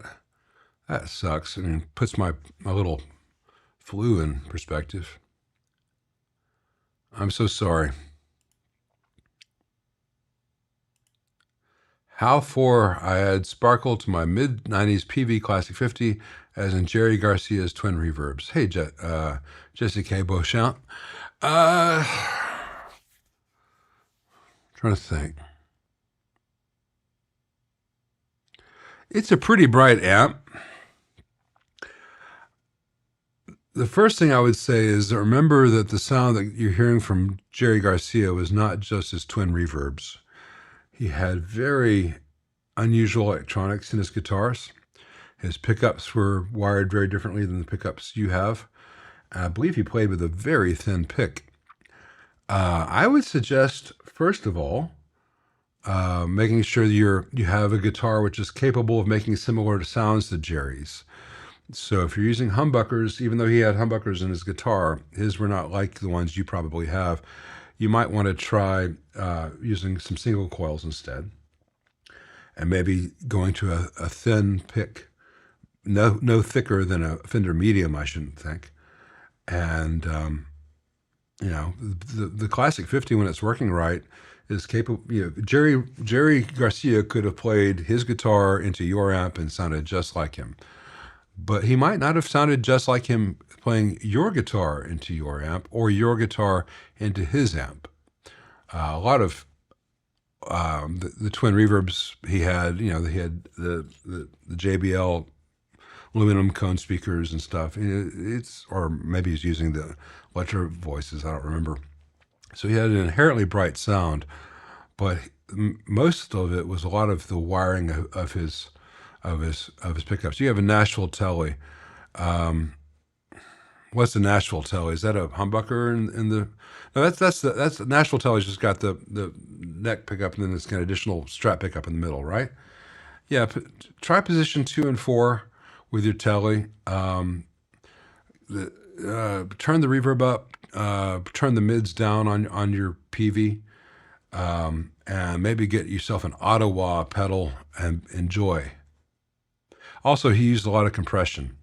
That's going to be a big part of the sound. So pick up a compressor, an Ottawa, turn the reverb on the amp up a bit, and learn to play lightly. Maybe with some nines. And remember, he's playing it like it's bluegrass. He's not playing blues and digging in and doing great big bends. He's playing almost like it's a mandolin. It's a real bouncy, light approach he had with his right hand, and very precise. I think Django Reinhardt inspired left hand stuff. Hey, Excelja, what do I recommend for tube amps in a place where the power is not so good? I get some interference and other noise coming through. Well, if you can find one good outlet in the house that's not too bad, or definitely is grounded, you can run an extension cable from that from that circuit to where you need it to be. That'd be the least expensive option. You've got to have some place, at least some part of your electrical service needs to be grounded. Otherwise, you just got to bite the bullet and have that changed out. I know how expensive that is. Um, or, bear with me, use your tube amps when you play out places where you have a good electrical grid, and get a Tonex or HX Stomp or whatever, and practice at home with that, because that just runs on DC, doesn't have to have a safety ground. So just say, hey, I can't afford to rewire the house, and this is close enough for practice, and that's how life is. It's not like you have to poop in an outhouse. We have running water and all this stuff. If our electricity is not perfect, it's still legit first world problems. Oh, I've got to use a digital modeler. My life is so hard. Let me play this tiny violin. Or just play acoustic around the house and keep your chops together, and then go play loud with the tube amps. But tube amps must have a safety ground. And if your house doesn't have a safety ground, don't play your tube amps there. You will get zapped.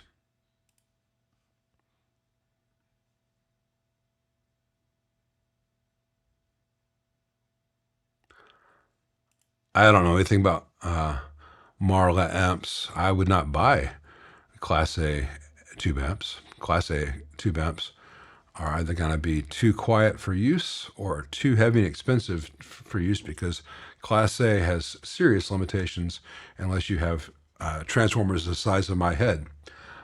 Most Class A amps on the market are just cathode bias, Class AB, with a marketing lies where they say Class A. Like I said, I don't know Marla amps. If Marla amps are great, if Marla amps truly are Class A, that's fantastic. If you like the sound, maybe they've got something up to like 30 watts class that is Class A. But man, I'll tell you what, a lot of amp companies used to be on the market, and there's a reason Fender dominated the game. Their circuits were better than most other approaches. But I don't know Marlas. There's a bunch of people here saying Marlas are fantastic. Hope they're fantastic. Hope they are. I'm not saying that any of you are specifically wrong, but I am not familiar with it. But when amp companies talk about Class A, they're usually lying. Just picked up a Crate V15 12 made in US, and holy smokes, what a sleeper amp. Yeah, the Crate vintage series had some real good stuff out there. And for whatever reason, I think from big reasons, a lot of those amps at the time had like beige Tolex. They weren't viewed as sexy, or they were still tarred with the late 80s Crate reputation, because the late 80s Crates were basically sold to those of us who couldn't afford Randall's hair metal amps. And they came with like fuzzy carpet instead of Tolex. And so they got a kind of a cheap reputation at the time. What value resistors would I recommend as a choke replacement in a Marshall 2204 copy with a 300 ohm 50 watt resistor encased in a heat sink screwed to the chassis work? Oh my God. Would it work? Yeah. Is it necessary? No. It's a choke. It's got no significant current across it. Anything from a probably 270 ohm to 1K, 5 to 10 watt resistor is fine. Get a 10 watt 1K resistor, stick it in there, and you're fine. You don't need to use anything that crazy. It will work, but it's not necessary at all. You don't need to drop that much resistance in a filter. The main thing is, if you're going to use a resistor instead of a cap, it doesn't need a lot of resistance to give you the option, but to give you the filtering. But you do need to increase the filtering, typically of both the reservoir and screen nodes, to offset the lack of filtering that you're not gonna. You're losing some filtering that the inductor gives you that the resistor doesn't. So you just bump the capacitance a bit, uh, a little bit on each side of the resistor, and you'll be fine.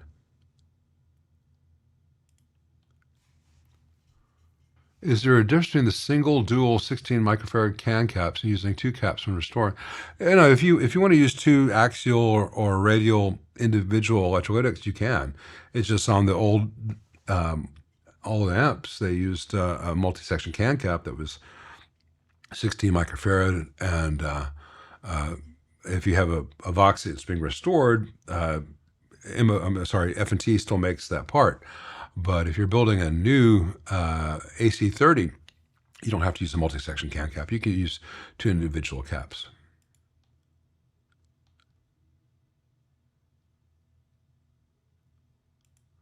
Hey, I'm not a big fan of multi-section can caps. How bad are they? They vary. Sometimes they last for years. Sometimes they last for minutes. Sometimes, and this is the one that gets me, sometimes they last for months. If it lasts for years, great. If it lasts for minutes, I'll catch that when it's here on the bench. It's the ones that die within 6 months to a year and a half that make me look bad to the owner that I charge money for. So I avoid using multi-section can caps, unless the owner insists on it being done, which owners should not insist on, but people do. Now, I'm not saying all multi-section can caps are bad. Like if you have a dual section F&T, that's a very different thing than a true multi-section, 3 or more sections, say from CE manufacturing, or the stuff made by Hayseed or glued together by Hayseed. And I spent some money on those and got burned as well, because sometimes they use really cheap caps inside, though they always tell me that no, they only use the best of the best, but no, they were cheap.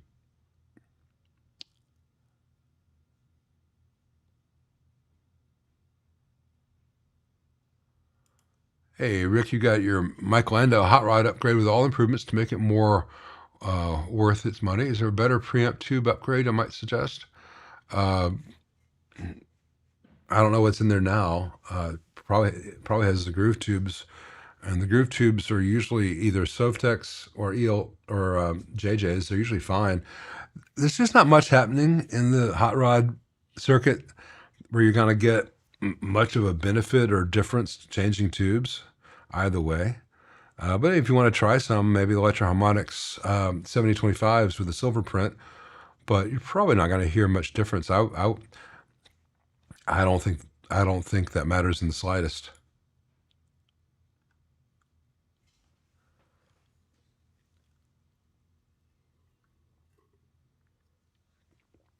Hey, Joel Grayken, got a 59 Gibson GA5 and a Victoria Vicky, both Tweed Champish amps. One of the most effective ways of preventing blocking distortion in champ-style circuits when pushed hard.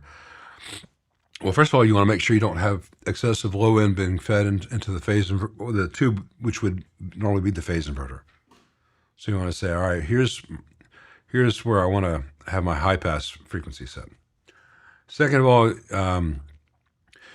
especially in the on the grids, you want to maybe give them a little added protection on the grids of the 6V6. Maybe give it up to a 10K grid stopper. But if you look at the champs I've got on the channel, sometimes I'll decrease the coupling cap, not the coupling caps, decrease the cathode bypass caps throughout the entire amp a little bit, and that cumulatively helps. But also, don't expect too much in the way of a GA5 or even the Vicky, because it's still just a little single-ended champ thing. It's gonna get some blocking distortion because it's Class A. That's what it does. It has a certain sound. To get the sound that you like when it's semi-clean, is the trade-off is you also get that sound. Now, there are ways around it. You can do some local negative feedback to mitigate that, and you can do global negative feedback and all kinds of stuff. But I think that gets complicated. It's a champ. It does the thing. Let it do the thing. It's not going to be perfect at every other thing. It's not supposed to be perfect at every other thing. It's this little cheap student amp that happens to sound kind of cool when you push it. That's all it is.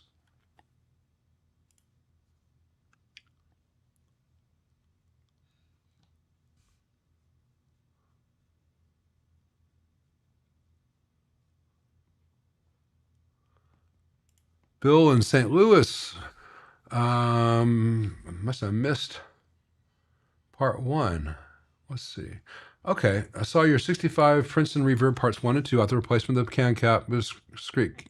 Okay, I did answer that. Okay. Had a mint condition, never been serviced 65 Princeton Reverb. I'm wondering what would be the least invasive solution. Thank you very much, Bill. Appreciate that. Well, what I do, it's invasive, but it's not very invasive, is I put a little tag board and I mount it on two little standoffs so it sits. I leave the old multi-section can cap in the amp. I disconnect it and I bend the tabs down, but from the outside it looks like it's still there.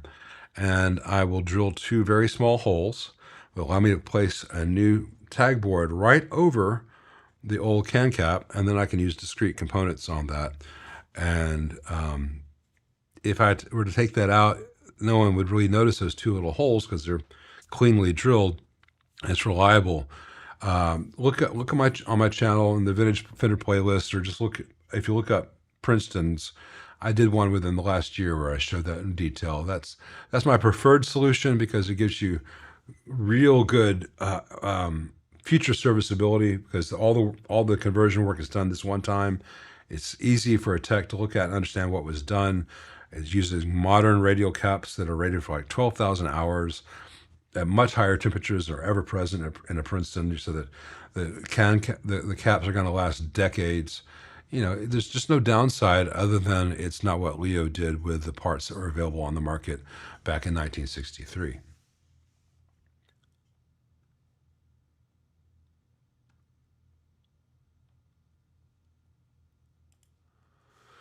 Beautiful outside in the snow. I'm glad you're enjoying it. Wonderland under a full moon. That sounds nice, but I'm glad to be snow-free right now. Have I ever been approached by a company to design a tube amp the Lyle way? No, I have not. No.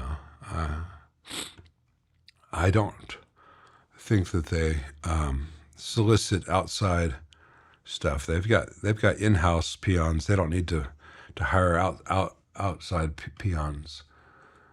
And my favorite username, Thelonious Bosch. There's an AA165 at a local shop. I have a cabinet with 2x8 ohm 65 watt speakers. What speaker configuration load is going to be the most copacetic for the output transformer? AA165 wants a 4 ohm. So just wire those two and parallel your set. Two 8 ohm 65 watt speakers are going to be absolutely perfect in terms of the impedance, because it's going to give you 4 ohms, and the power handling, because you got 130 watts there. That's perfect. I don't care if the internet's split. Internet can't make up its own mind about anything these days. But those of them who are right are referencing my videos, basically. AA165 is 4 ohm output transformer. It'll take an 8 ohm load safely. You're just going to lose about 3 dB. Hey, David Whitson. I'm glad to hear that. Thank you very much.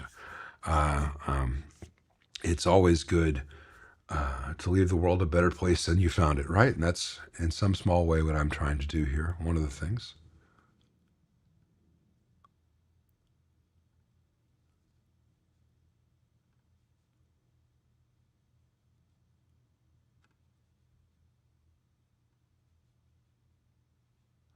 Are there any current EF86s that I'd recommend these days? No. I've tried them and they're okay if they're not noisy, but they don't have the same response as the old ones. And if you have an old amp that takes an EF86, it's worthwhile spending a little bit more to get a new old stock tongues room, et cetera, because they are much better than the current production, which is sad. But at the same time, you could also, if necessary, down the line, have a tech convert the amp to use, was it 5871? The other pentode just requires moving some of the changing the wiring a little bit. Other than that, they're very much interchangeable.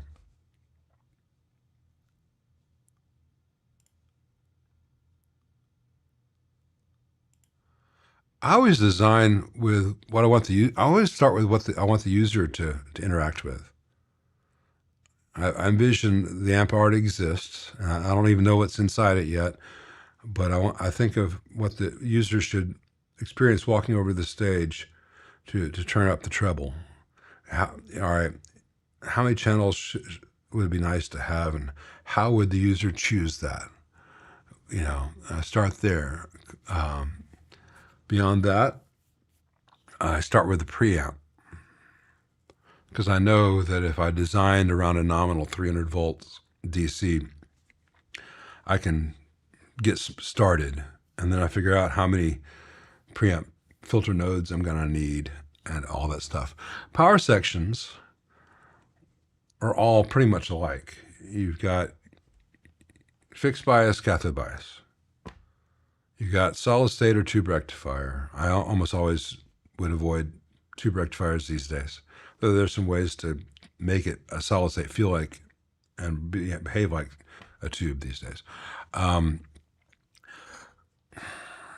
Does it need an effects loop? Am I going to do a tube-based effects loop? Or I'm going to do an L&D 150 kind of thing, or am I going to say doesn't need an effects loop? I don't care. It doesn't need one. I don't know. No, it doesn't need one.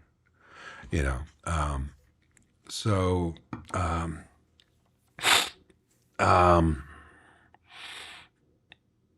beyond that, the real trick is the layout. Because circuits are easy to design. It's easy to dream it up, but you got to say, all right, how can I do this so that I have the most clear, logical layout possible, where I have separation between all the triodes, and I can control within a board how everything's going to flow together. And if I put this out there and someone buys it and I get hit by a bus, any good tech can open this up and see exactly what I did, why I did it, and how to replicate it in a repair. Anyway, so they may not be the answer you expected, but that's really what I think about. I think about this already exists. How do you use it? And what's a gee whiz feature that really is a gee whiz feature versus a gee whiz feature that someone never actually ends up messing with because it's complicated. No one needs complication. No one needs option paralysis. And that steers me away from a lot of bad decisions. Just that, is it really needed? Would anyone really use that? People will want that, but would they really need it? Anyway, it's time for the next intermission, or so my bladder says. So I'll see you guys back in another 7 minutes.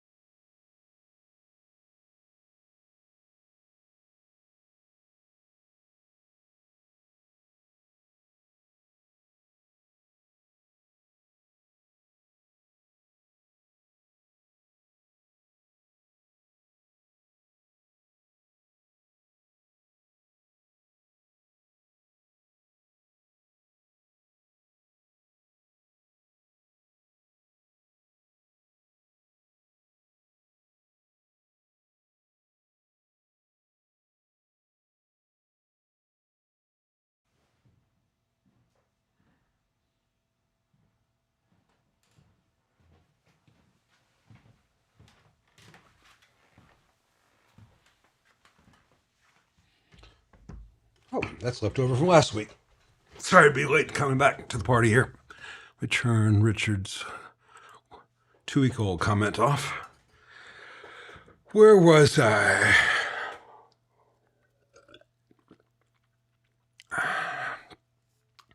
Hey, Jim.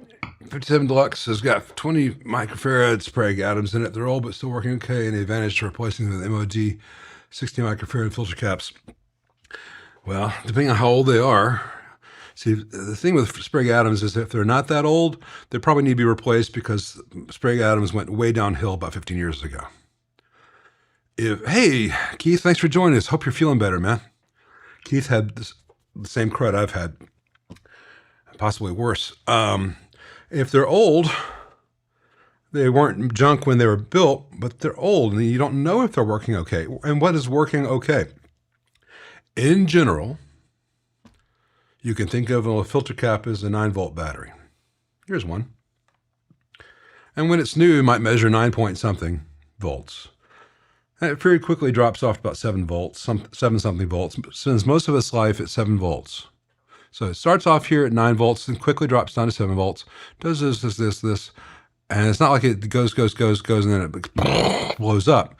It goes for a good while, and then it begins to taper off. And eventually, yeah, it'll start to corrode and leak and won't have any voltage at all.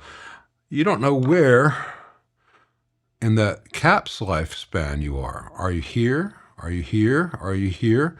Because they're going to measure okay.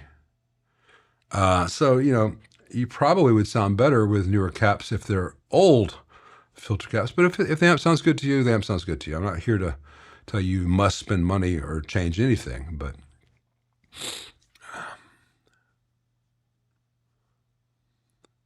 Hey, John, sad to hear that you've also been getting the yuck. The yuck's been going around a lot. And I had both vaccines, flu and COVID, about 3 weeks ago. So apparently I would have been a lot sicker if I hadn't had the flu vaccine. But I just saw a report saying that the variant that everyone's got is new, and it was not there when they decided on the variant for this year, a vaccine for this year, and the vaccine is effective, but not 100%. My wife got the same vaccine on the same day I did. She's been everywhere I've been and around me this whole time. She didn't get it at all. So why would an ECC 83 from different why would an ECC 83 from different makers sound better or different? Well, you can have two ECC 83s from the same maker, same manufacturer, that sound different to each other. There's just a lot of variation in tubes. And then there's how the plates are done. An ECC 83 is just a design spec. Same thing as a 12AX7, by the way. So you can have a long plate, you can have a short plate, you can have a medium plate, you can have spiral heaters, you can have different ways to do the heaters, and the vacuum may be more perfect on one than the next. They're glorified light bulbs, and they're not inherently consistent. You just find certain companies that are more consistent than others. What are those gray 100 ohm fusible resistors I use for the artificial center tap on the heater leads? Hey, thanks. I appreciate that. I've got one left, and I've got more coming. It is a Vishay metal film resistor. It is fusible, flame proof, half watt. It is part number 584-NFR258-0000JA500. So, that's as thorough an answer as you're ever likely to get. It's just a flame-proof 5% tolerance, though I've not found them to be out of more than 1% tolerance from each other. Half-watt metal film.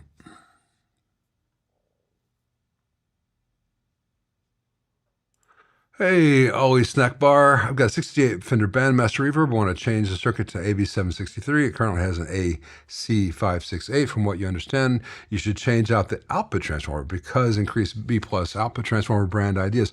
No. You're on the wrong path here.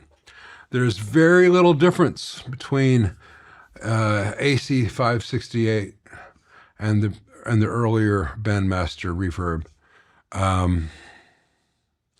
And I would not make any changes to the amp other than cleaning up any sloppy lead dress. And maybe on the 568, they started to introduce the snubber caps from the output tube grids to the cathodes. Those usually get lost. Bandmaster is just a 50-watt twin without tremolo. It's no big deal. Sorry. About to say Bandmaster is a 50-watt twin without reverb, and then the Bandmaster reverb added the reverb to it. There's not any real reason to change what you got. Just make sure it's a functional version of what you have. Anytime you have a 1968 Fender or almost anything, if you're considering a mod where people say you need to change out the original transformer, then that's not a mod to do. Get a different amp. But you don't need to change out the output transformer.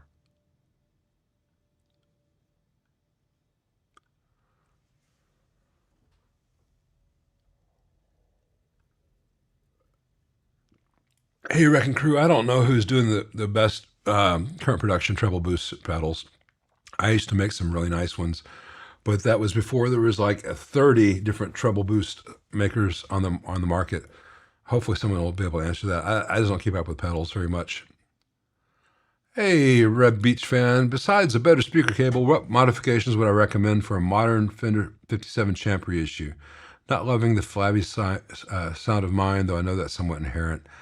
I wouldn't expect too much out of a Fender 57 Champ or any of the Fender Tweed reissues, except for the 59 Bassman was pretty good, though it has some truly stupid things in it. Same modifications I make for almost all Champs. Depends on what filter caps Fender used in the 57 reissue, but Champ is what it is. Like I think I answered the other guy. I'm not a huge Champ fan. They do a certain thing, but I've got some Tweed Champs up on. I think I got a 59 up on the channel. Look in what I did there and see how yours differs from that, and make yours like that if you want to tilt at that particular giant / windmill. People are comparing the severities of their winters.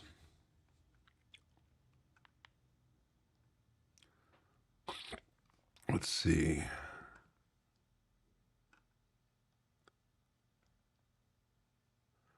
Why is all of a sudden the stream jumping on me? Cars are very good, Faulkner 92. I don't have anything to scare you about cars with. I will say that the only failure that I've consistently had with cars that have come in, Steve has copied the 70s Fender reverb driver cathode topology with an unbypassed resistor, and that resistor has failed in 2 or 3 cars that have come in, and I've changed it out to a 2.2K bypass with a 22 microfarad, more like the 60s Fender, and that was the only thing that the amps ever needed. Yeah, Ollie Snack Bar, if you, again, don't start making changes to your Bandmaster. It does not need them. But in general, if you need a transformer for a Fender, first see what Haboer offers. They're offered through Mojotone. Mojotone is the distributor for Haboer's guitar guitar transformer line. And you can also look at the Hammond guitar transformer line. And you can get that at tubesandmore.com and other sources as well. But first, it's very rare that you need to change out a transformer in an amp. And it's even more rare when an owner, even an educated, interested owner, can make that determination, because there's so many things, so many forums say you need to change out the transformer. It's the transformer. It's almost never the transformer.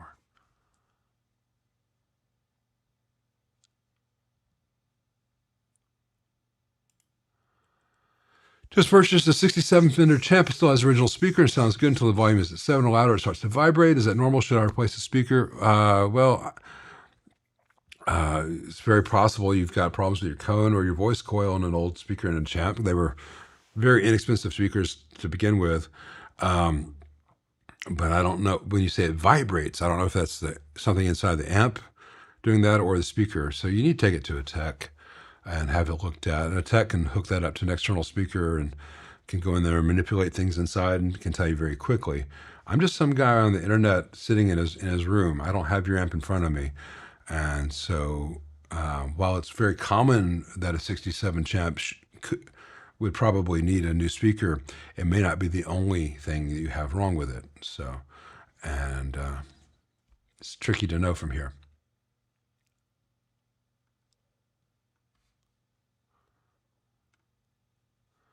The first time you asked me about the Mesa Fillmore series, I answered, and I was very diplomatic about it. Now, this is like the 8th time that this question about on my thoughts on the Fillmore series has popped up on here. And I'll just tell you they're garbage. It says Mesa on it. That's the first clue. They're not good amps. I'm glad that you like it. I'm glad you believe it to be a deluxe reverb killer. There's a reason the deluxe reverb is one of the most commonly used amps on the planet and has been for 5 decades. And it will be long after the Mesa Fillmores are in the landfill more. But I was very diplomatic the first 7 times you asked that question. Yes, I am an asshole, but it's my channel. I get to be one. Have I ever opened up a Benson? Are they good? Bensons are fantastic.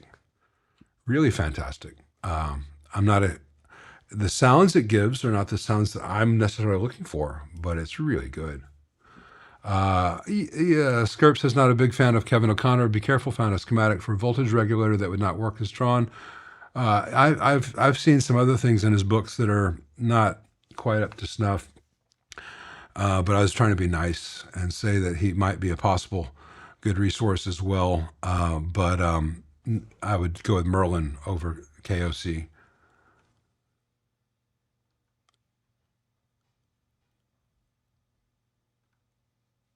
Marla is just a Tweed Deluxe copy with marketing by Reverb and paid YouTubers. I would have to have one in front of me to know, but given the way the internet markets certain things, and especially the fact that Class A is being thrown around, I might be inclined to say Mesa's got it. Mesa barbecue there. Any mods for Fender Blues Junior to get a gradual increase in volume instead of no volume to loud, like an actual super volume increase throughout the range on the dial? Hey, Matt C. Well,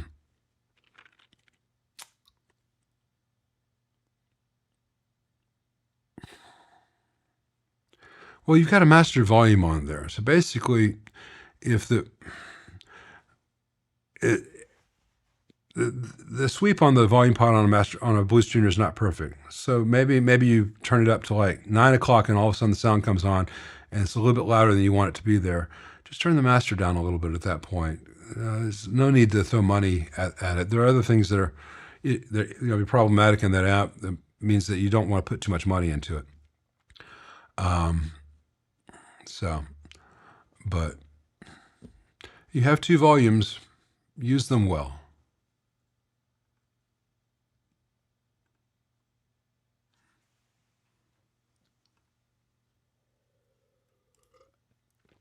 I have no experience with Sano amps, sorry, but aloha.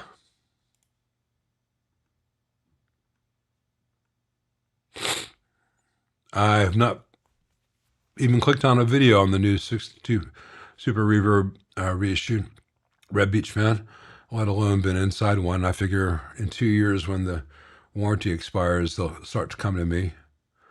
Until then, I'm not that curious. 62 Super is a tricky one to get right. Let's see if they do, but I don't know yet.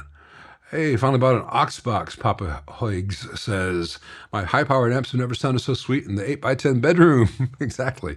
YBA one coming this week. Glad to hear that you like it. Those are usually very handy things to have. Uncle Ike. I'm glad that my videos were able to help you. 5E3 is such a nice sounding amp, but there's just no reason to use axials or multi-section can caps in a new design. Just use radials. They're so much better.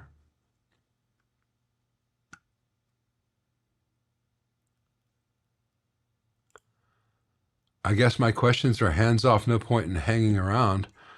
Okay. That's one response to reality.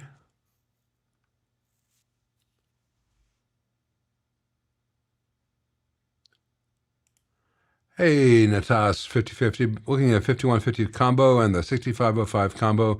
Are the head versions better options? Same amp, just one's a combo, one's a head.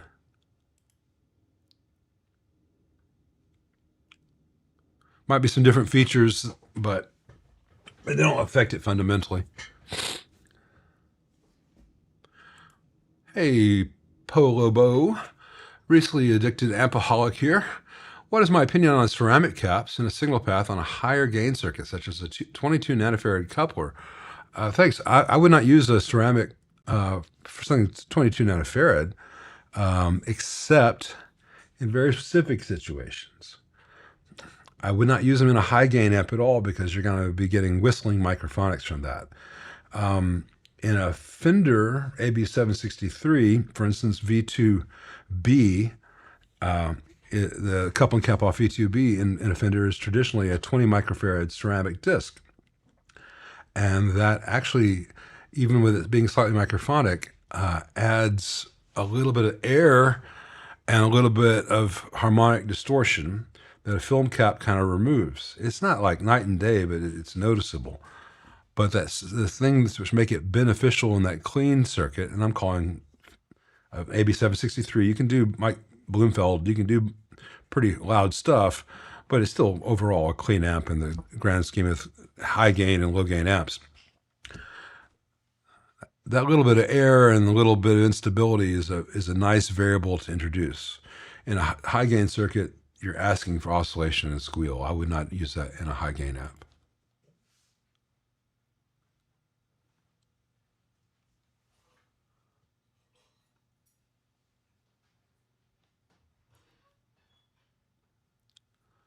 Fucking Adams. Yeah, I love Deadwood. And those cocksuckers canceled it. Again, for those of you who don't know Deadwood, I should never be allowed my full fucking range of expression on here. I'll get demonetized someday. What do I think of those boutique 1-watt recreations of famous circuits such as a Marshall 59 or JCM 800? Oh, they're kind of cute. They're kind of cute, I guess. I don't see the point of buying one or throwing money at it. You're just so limited. You know, the 1 watt, it can only be X loud. And if you've got a ton of money and you have one of those as well for fun, that's one thing. But for most of us, it's nice to have something that you can use for a multitude of things. So I don't think anything below like 10 to 15 watts is really that useful for me. Maybe some of the Swartz stuff, but in general, Princeton's as low wattage as I'd want to go. And I think 15 to 20 watts is a better minimum because you can use it on a large stage as well as a small. Whereas the 1 watt amp, you're pretty much just limited to small, unless you've got crazy good PA and monitoring ability. Now, a 1 watt tube amp in the room may sound loud to you, but you put the drummer in that room and it's not enough unless all you ever do all night long is solo. Let's see. Is there a big sonic difference between a 4-stage and a 5-stage Fender harmonic trim? Not really. I'd have to call up the schematics to get into that. And I think I'm behind enough in the chat. I need to keep catching up. There's not a huge difference.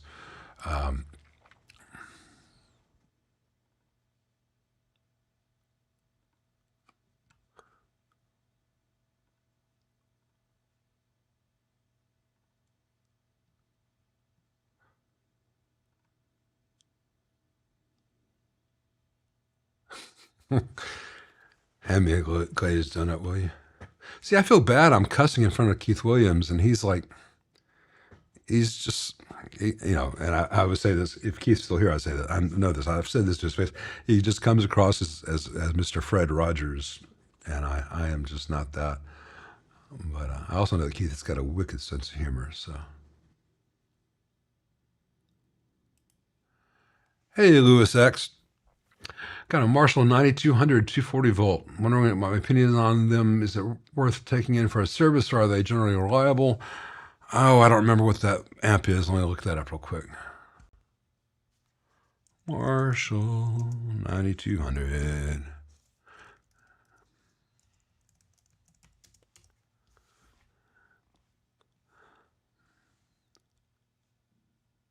Oh, that's the monoblock. Yeah, I had one of those in not too long ago. I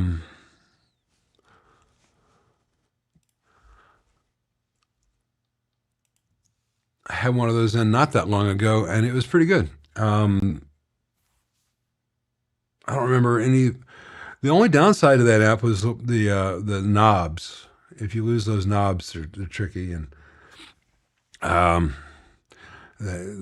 because they're shelved like that, the pots gather a lot of dust. But yeah, I didn't see anything scary inside them. I think it's probably worth taking in.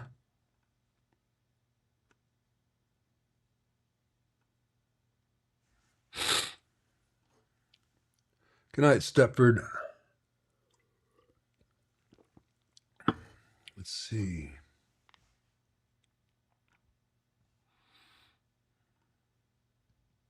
Brad's going for a swim at the beach, and Nikki took the dog for a walk in the cold.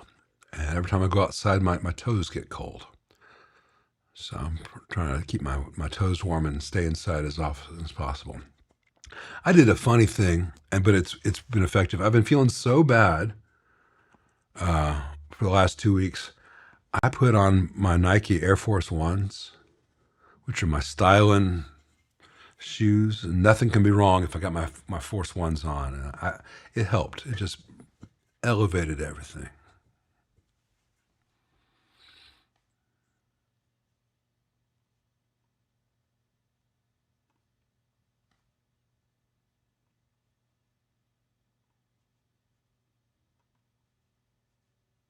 Let's see. I'm not a big fan of an EP booster. They certainly don't do what a treble booster does, but I know that I'm in the minority on that.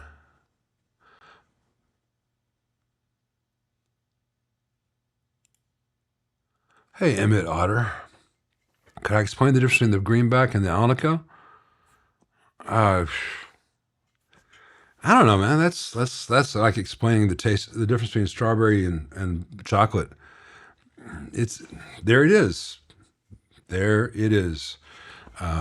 I put up very accurate recordings of things on here, and I've got some videos showing greenbacks versus blues versus whatever.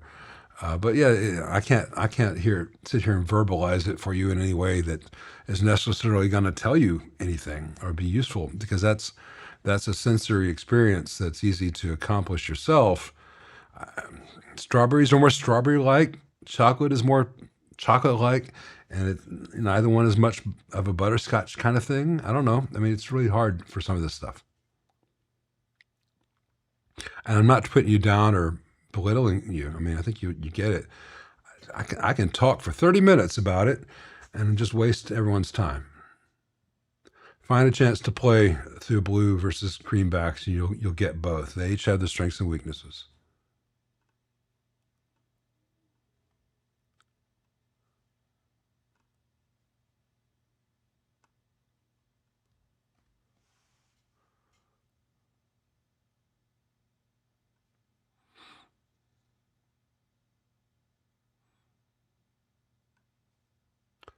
Hey, John McCantrell. Got a custom variable Lux that Alexandro converted to a hand wire. I'm considering adding a tone stack bypass to the blackface side and wondering whether push-pull pot versus single-pull double throw is better.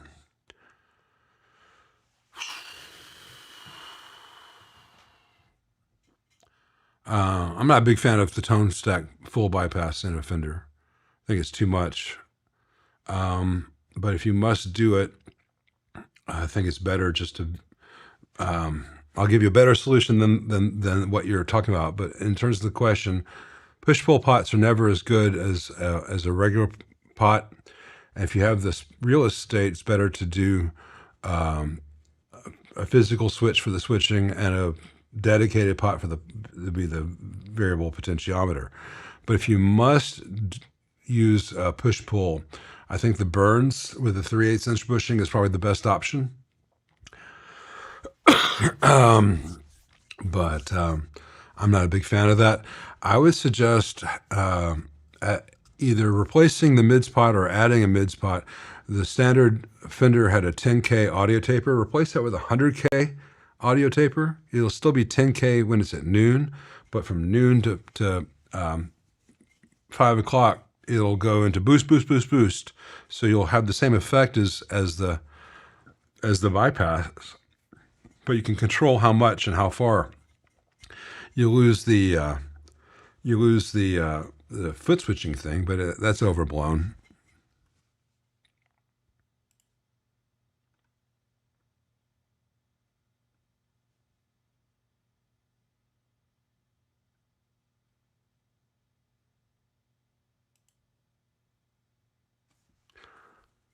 I have the same Princeton clone. Okay, went over. Hey, Krager.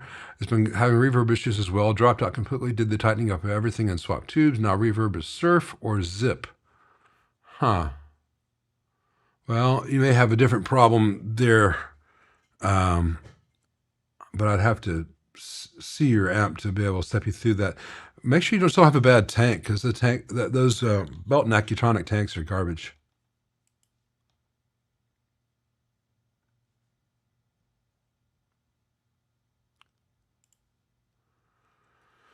Kaboom, kaboom,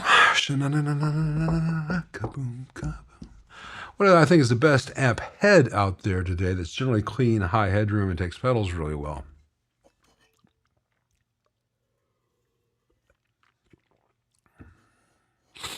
I don't know what the best is. Most people using heads,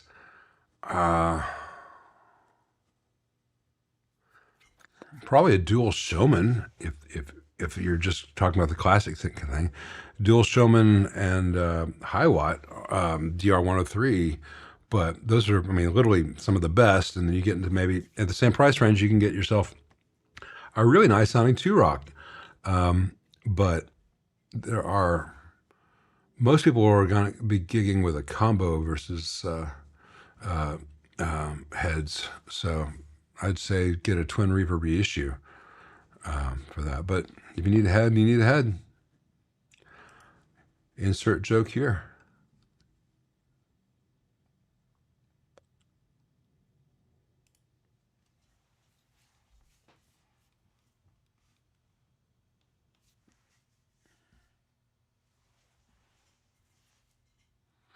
We're done. Brad won the internet this week. We got another 25 minutes, but we're done here. That was it. That's the whole thing. That's like a third of this gig. And I can be real nice about it most of the time. I don't have any experience with the Trainer YCV20 Reckless Toboggan. Sorry. Get in touch with Chris Church in Hamilton, Ontario. He's a good guy, Canadian. I've been dealing with a lot more trainers than I have. Church Audio, Hamilton, Ontario.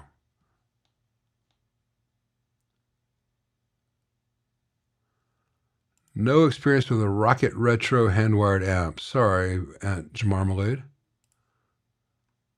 Great username, though.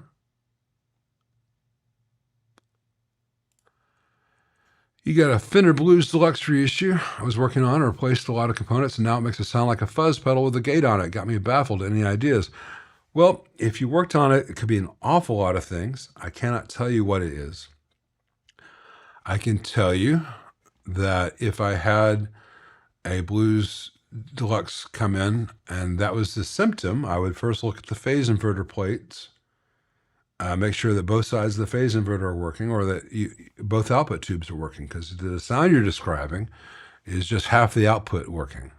And so there could be a bad output tube, it could be a bad phase inverter tube, it could be a plate resistor is bad in the phase inverter. I don't know if that's the case, or if you made a mistake when you were working on it. You got something that's not soldered, something where the solder joint is bridged to something else. Too many variables for me to know from here, but maybe what I gave you as possible for instances might help you find the answer you need.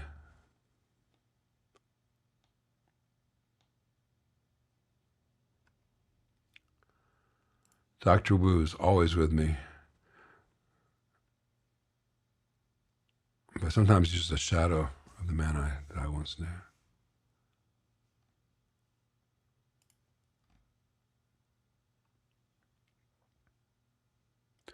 Would using 5751 tubes in the V1 spot on a 65 reissue Princeton help with more clean headroom? Well, yeah, you'll give you more clean headroom, but I don't know that a Princeton really needs more clean headroom than it already has. Remember, it has input 2 as well. You don't have to always use input 1. Input 2 is the higher headroom, but slightly darker input option. Hey, thank you very much, Casmer Kid. Thank you. Okay. Looking for something with a lot of clean headroom for a jazz in a 1x12 combo, something like a single speaker twin. Any recommendations? I don't know how loud you need it to be. Traditionally, you're describing a deluxe reverb, and that would be most people's recommendation.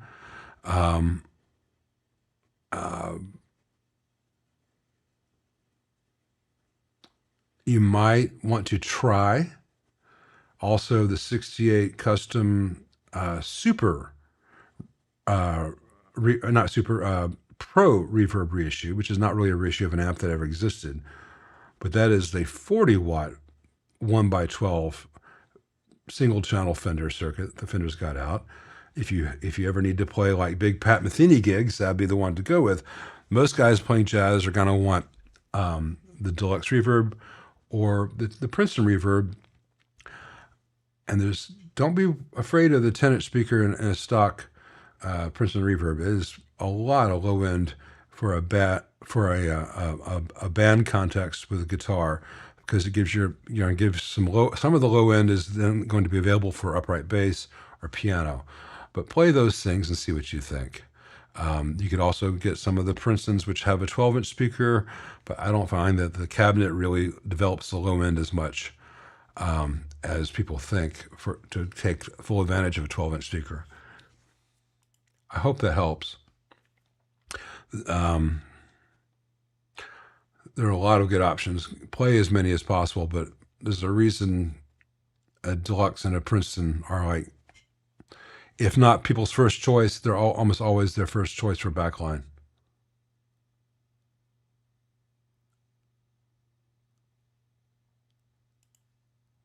Best clean head for pedals, 20 watts or less. I don't know. See, I don't keep up with heads very much because most people aren't buying heads. And most heads are aimed more towards metal or rock stuff. And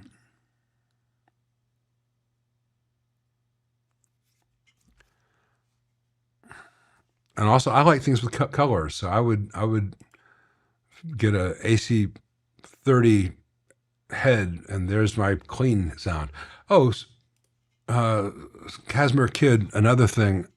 Since you're playing jazz, and you're going to be usually playing fairly cleanly, another good option that a lot of people would really like, that might work really well for you, would be the Boss Katana 50 or 100, or the artist version of that. It's you're able to get a really nice clean sound. It's going to be very lightweight, loud enough for any gig, quiet enough for any gig, and if you I don't know whether you want to sound like Pat Metheny or Joe Pass or what your idea of a jazz gig is, but you should probably be happy with either of those if you want a tube amp. I mean, if you want to, if you're not, don't have your heart set on a tube amp. And I think the deluxe reverb is going to be a better sound, but it does not mean that the Katana might not be a very usable sound.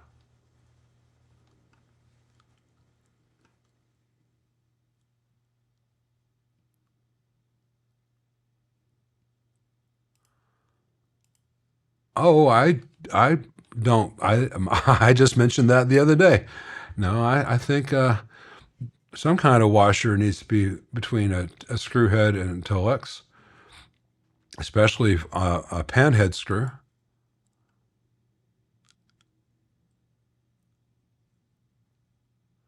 Never really got into Deadwood. Well, it's not too late.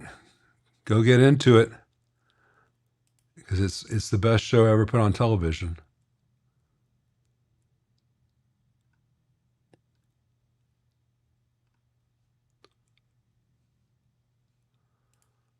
I'm at least 300 miles from coffee on the beach, but I don't know what that is in drug dealer distances.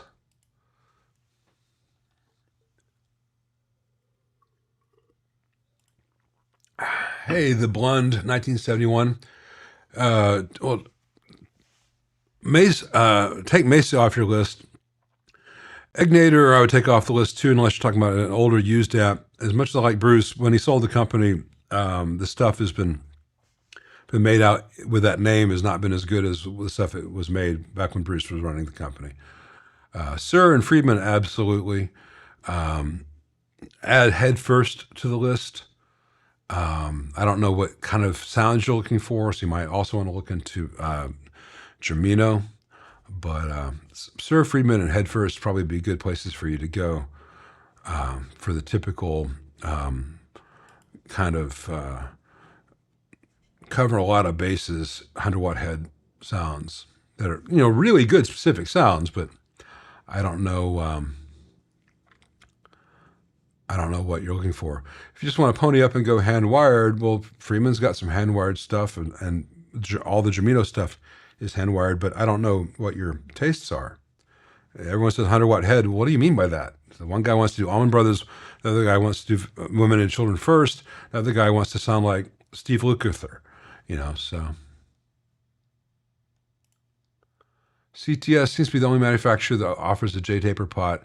As far as I know, that they're the only ones that make one, and they have two versions. They have the one that just says CTS, and they have one that's branded as Fender. The only difference is the bushing length, and other than that, they're the same pot. I don't have a favorite new old stock 12AU7 or 12AX7. Sorry, Faulkner 92. Do I know the difference between jelly and jam? Absolutely. It's the amount of solids from the fruit solids, or whether it's just the flavor all pureed up and put into with lots of pectin to make a jelly. And the answer is that I always want a jam or a preserve, and I never want a jelly. I don't have any good opinion or bad opinion on the manufactured diesel. I've had one terrible experience with one diesel, but I don't know whether that was something that they did for 5 years and changed the way they built it or not. I know Brad's got a pretty balanced view of diesel.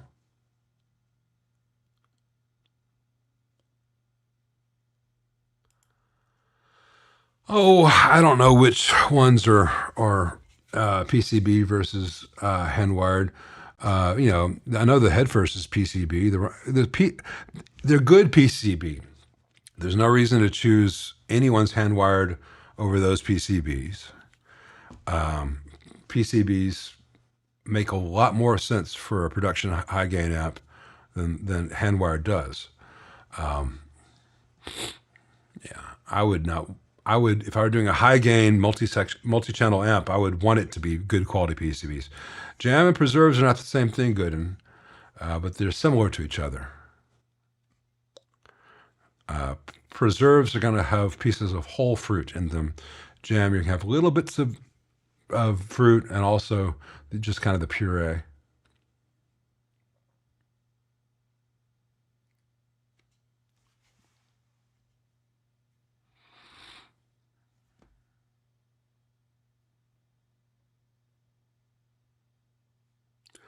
Yeah, that's a thing too. Sometimes we're like, oh man, that's just so bad. I don't even want to talk about it, but I guess I have to. But yeah, sometimes I drag myself kicking and screaming towards videos that I would rather not make. Is it normal for the jewel light on a vintage amp to take a few seconds before coming on? Uh, it's it's not proper for that to happen, but it's not uncommon. Uh, you may have a bad tube, I mean, a bad light bulb where the filament takes a while to heat up because it's an old bulb. You may have some resistance built up from dirt in the contacts of the socket, where it takes a while to build up, to put through the to push through the corrosion to be able to actually conduct. But in a properly working amplifier, as soon as that power is on, the light should come on. Well, I mean, it's a matter of nanoseconds, but to the eye, it's going to be instant.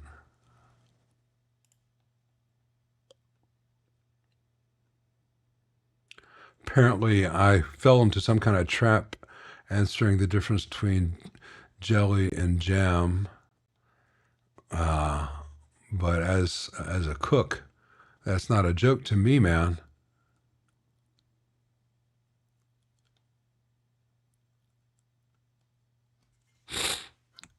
Brad just found a large lizard, and I'm going to assume that that is not innuendo.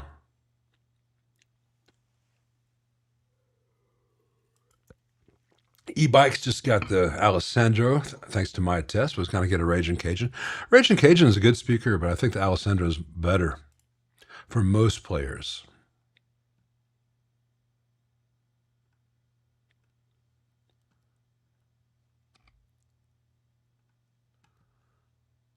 Should always float a little bit, as much as it can float while not being floppy, because you don't want it to move so much in transit that it damages itself. Quick opinion on restoring a 78 Fender Classic 100 4-input, regardless of sentimental value.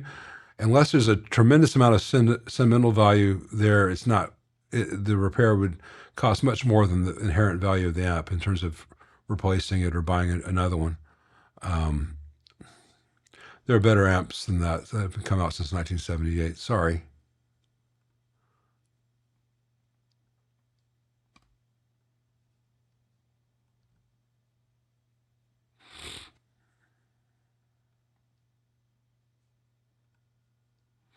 Trying to make sure I get through all the questions before I just goof off for a little bit if I have time.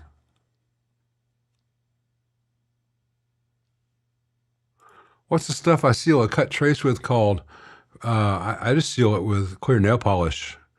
That way the moisture can't get into it, into the board, because you have a little bit of exposed fiberglass strands, the actual fibers, and they can absorb moisture. So I just put a bit of clear acrylic nail polish on it.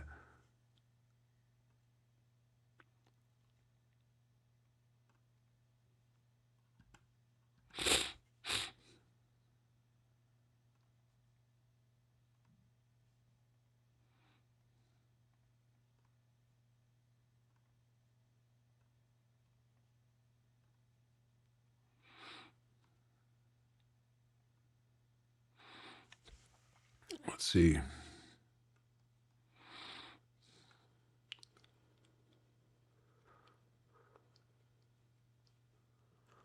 A used Runt 50 is a hard thing to resist, man. It's such a good amp. And the price on the used ones is usually ludicrously low. Thanks, Mikes. I did basically that. Best practices of grounding. I've got several videos on grounding, mostly covering vintage Marshalls, but also Fender. They're out there. I think those are under my Tech Tips playlist.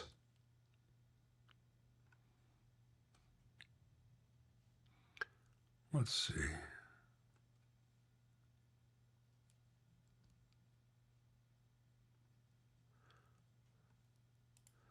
Some people like pond scum.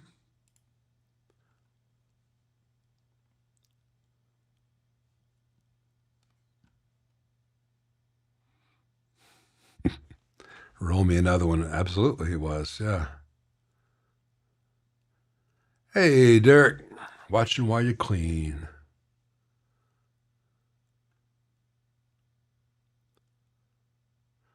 I worked on one Legend amplifier, but I don't remember much about it other than it had a really ugly, heavy wooden cabinet. All right. We're about done for today. Got another 8 minutes. Something happened to me yesterday that I thought would be that I thought was illuminating about our society these days. So yesterday was the first day in like a week and a half when before Christmas, I was just dealing with stuff for Christmas, getting stuff for presents for people, making sure everything was going to happen. The family's all going to be here at this time. Everyone's going to get together, and I'd have this for this meal. And so I was just focused on making Christmas for the family. And then I got sick, and then I was just out of it. So for about a week and a half, 2 weeks, I didn't do anything happy fun for me. And I had a whole bunch of work, and I was dragging myself through some work, even though I felt bad the first couple of days. Yesterday morning, I thought, I'm going to take some time for me. I'm going to go do something fun. And there's a couple cameras I might be interested in buying later in the year, just some upgrades for my 12-year-old model for film photography. I mean, still photography. And I went to look at some, and because it's Memphis, not St. Louis or Chicago or something, the only place in town that carries cameras that you can actually pick up and try is one Best Buy store. So I went to that one Best Buy store, and I was interested in 3 different models, each of which is about $1,700. And they have a whole bunch of cheap cameras there too. Best Buy's corporate structure, apparently, controls who gets what for the demos. And so they had demo models of the 3 expensive cameras I was interested in. But the part of the company that approves purchases for demos, approves sending demo products to stores, also approves sending batteries. And they had not approved sending batteries for these 3 models to that store. So I could pick up and turn on every cheap camera from $200 to $1,000 and look at them and say, these are crappy. But I was in there actually interested in maybe buying something $1,700. Not a single battery for any of them. I can pick it up, look at it, and wonder what it looks like. Hey, how's the EVF? It's black. How's the rear screen? It's black. What's your shutter speed sound like? It's quiet. And the guy said, I know. I said, have you sold any of them? Have you sold any of these 3 models? He said, I sold one to a guy who had seen a review, just wanted it, we had one. And I said, well, here's the thing. I can buy these off Amazon. I can buy these off all kinds of people online. The only advantage that you have over that is I could come in and try this out. Why would I buy from you? And he said, no, people don't. And I'm like, that is management in a nutshell. That is a current American management 101. Let's just make sure we cannot really succeed because we're going to save pennies here. It makes no sense to me. So basically, I could either drive to St. Louis or Dallas or something to try some of these cameras. What I'm going to do before I make a purchasing decision is I'm going to have to rent them. There's a company in town called Lens Rentals, and they own those cameras.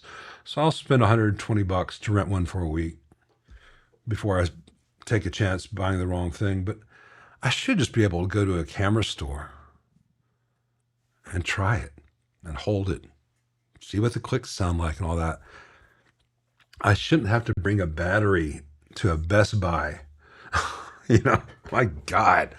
Anyway, it just blew my mind. It'd be like if you went to try out a Porsche and they said, I'm sorry, we don't have any gas. It's like I went to not that long ago, I went to a Popeye's Chicken to get some dinner for us. And get through the drive-through and get to the order place, and they say, I'm sorry, we're out of chicken. And I said, turn off your sign. You're not out of chicken. You're out of business. That's the only thing you turn off the sign. I waited 10 minutes to find out. Anyway,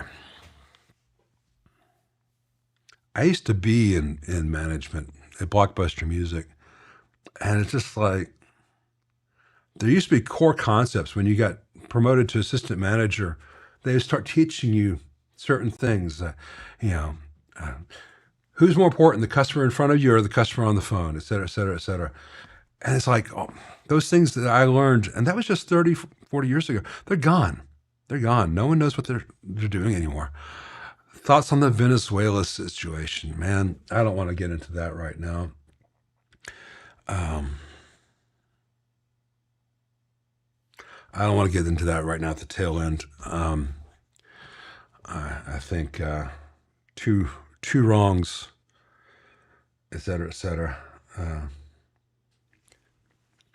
But anyway, hope everyone has a good week. Hope everyone is safe.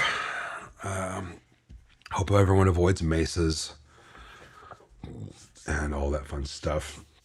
And we're going to finish this out. I've got the chills all of a sudden. I'm not all the way out of the woods on this thing. So I'm gonna go rest a little bit. Hope you're all feeling better than I am. Have a wonderful week. See ya.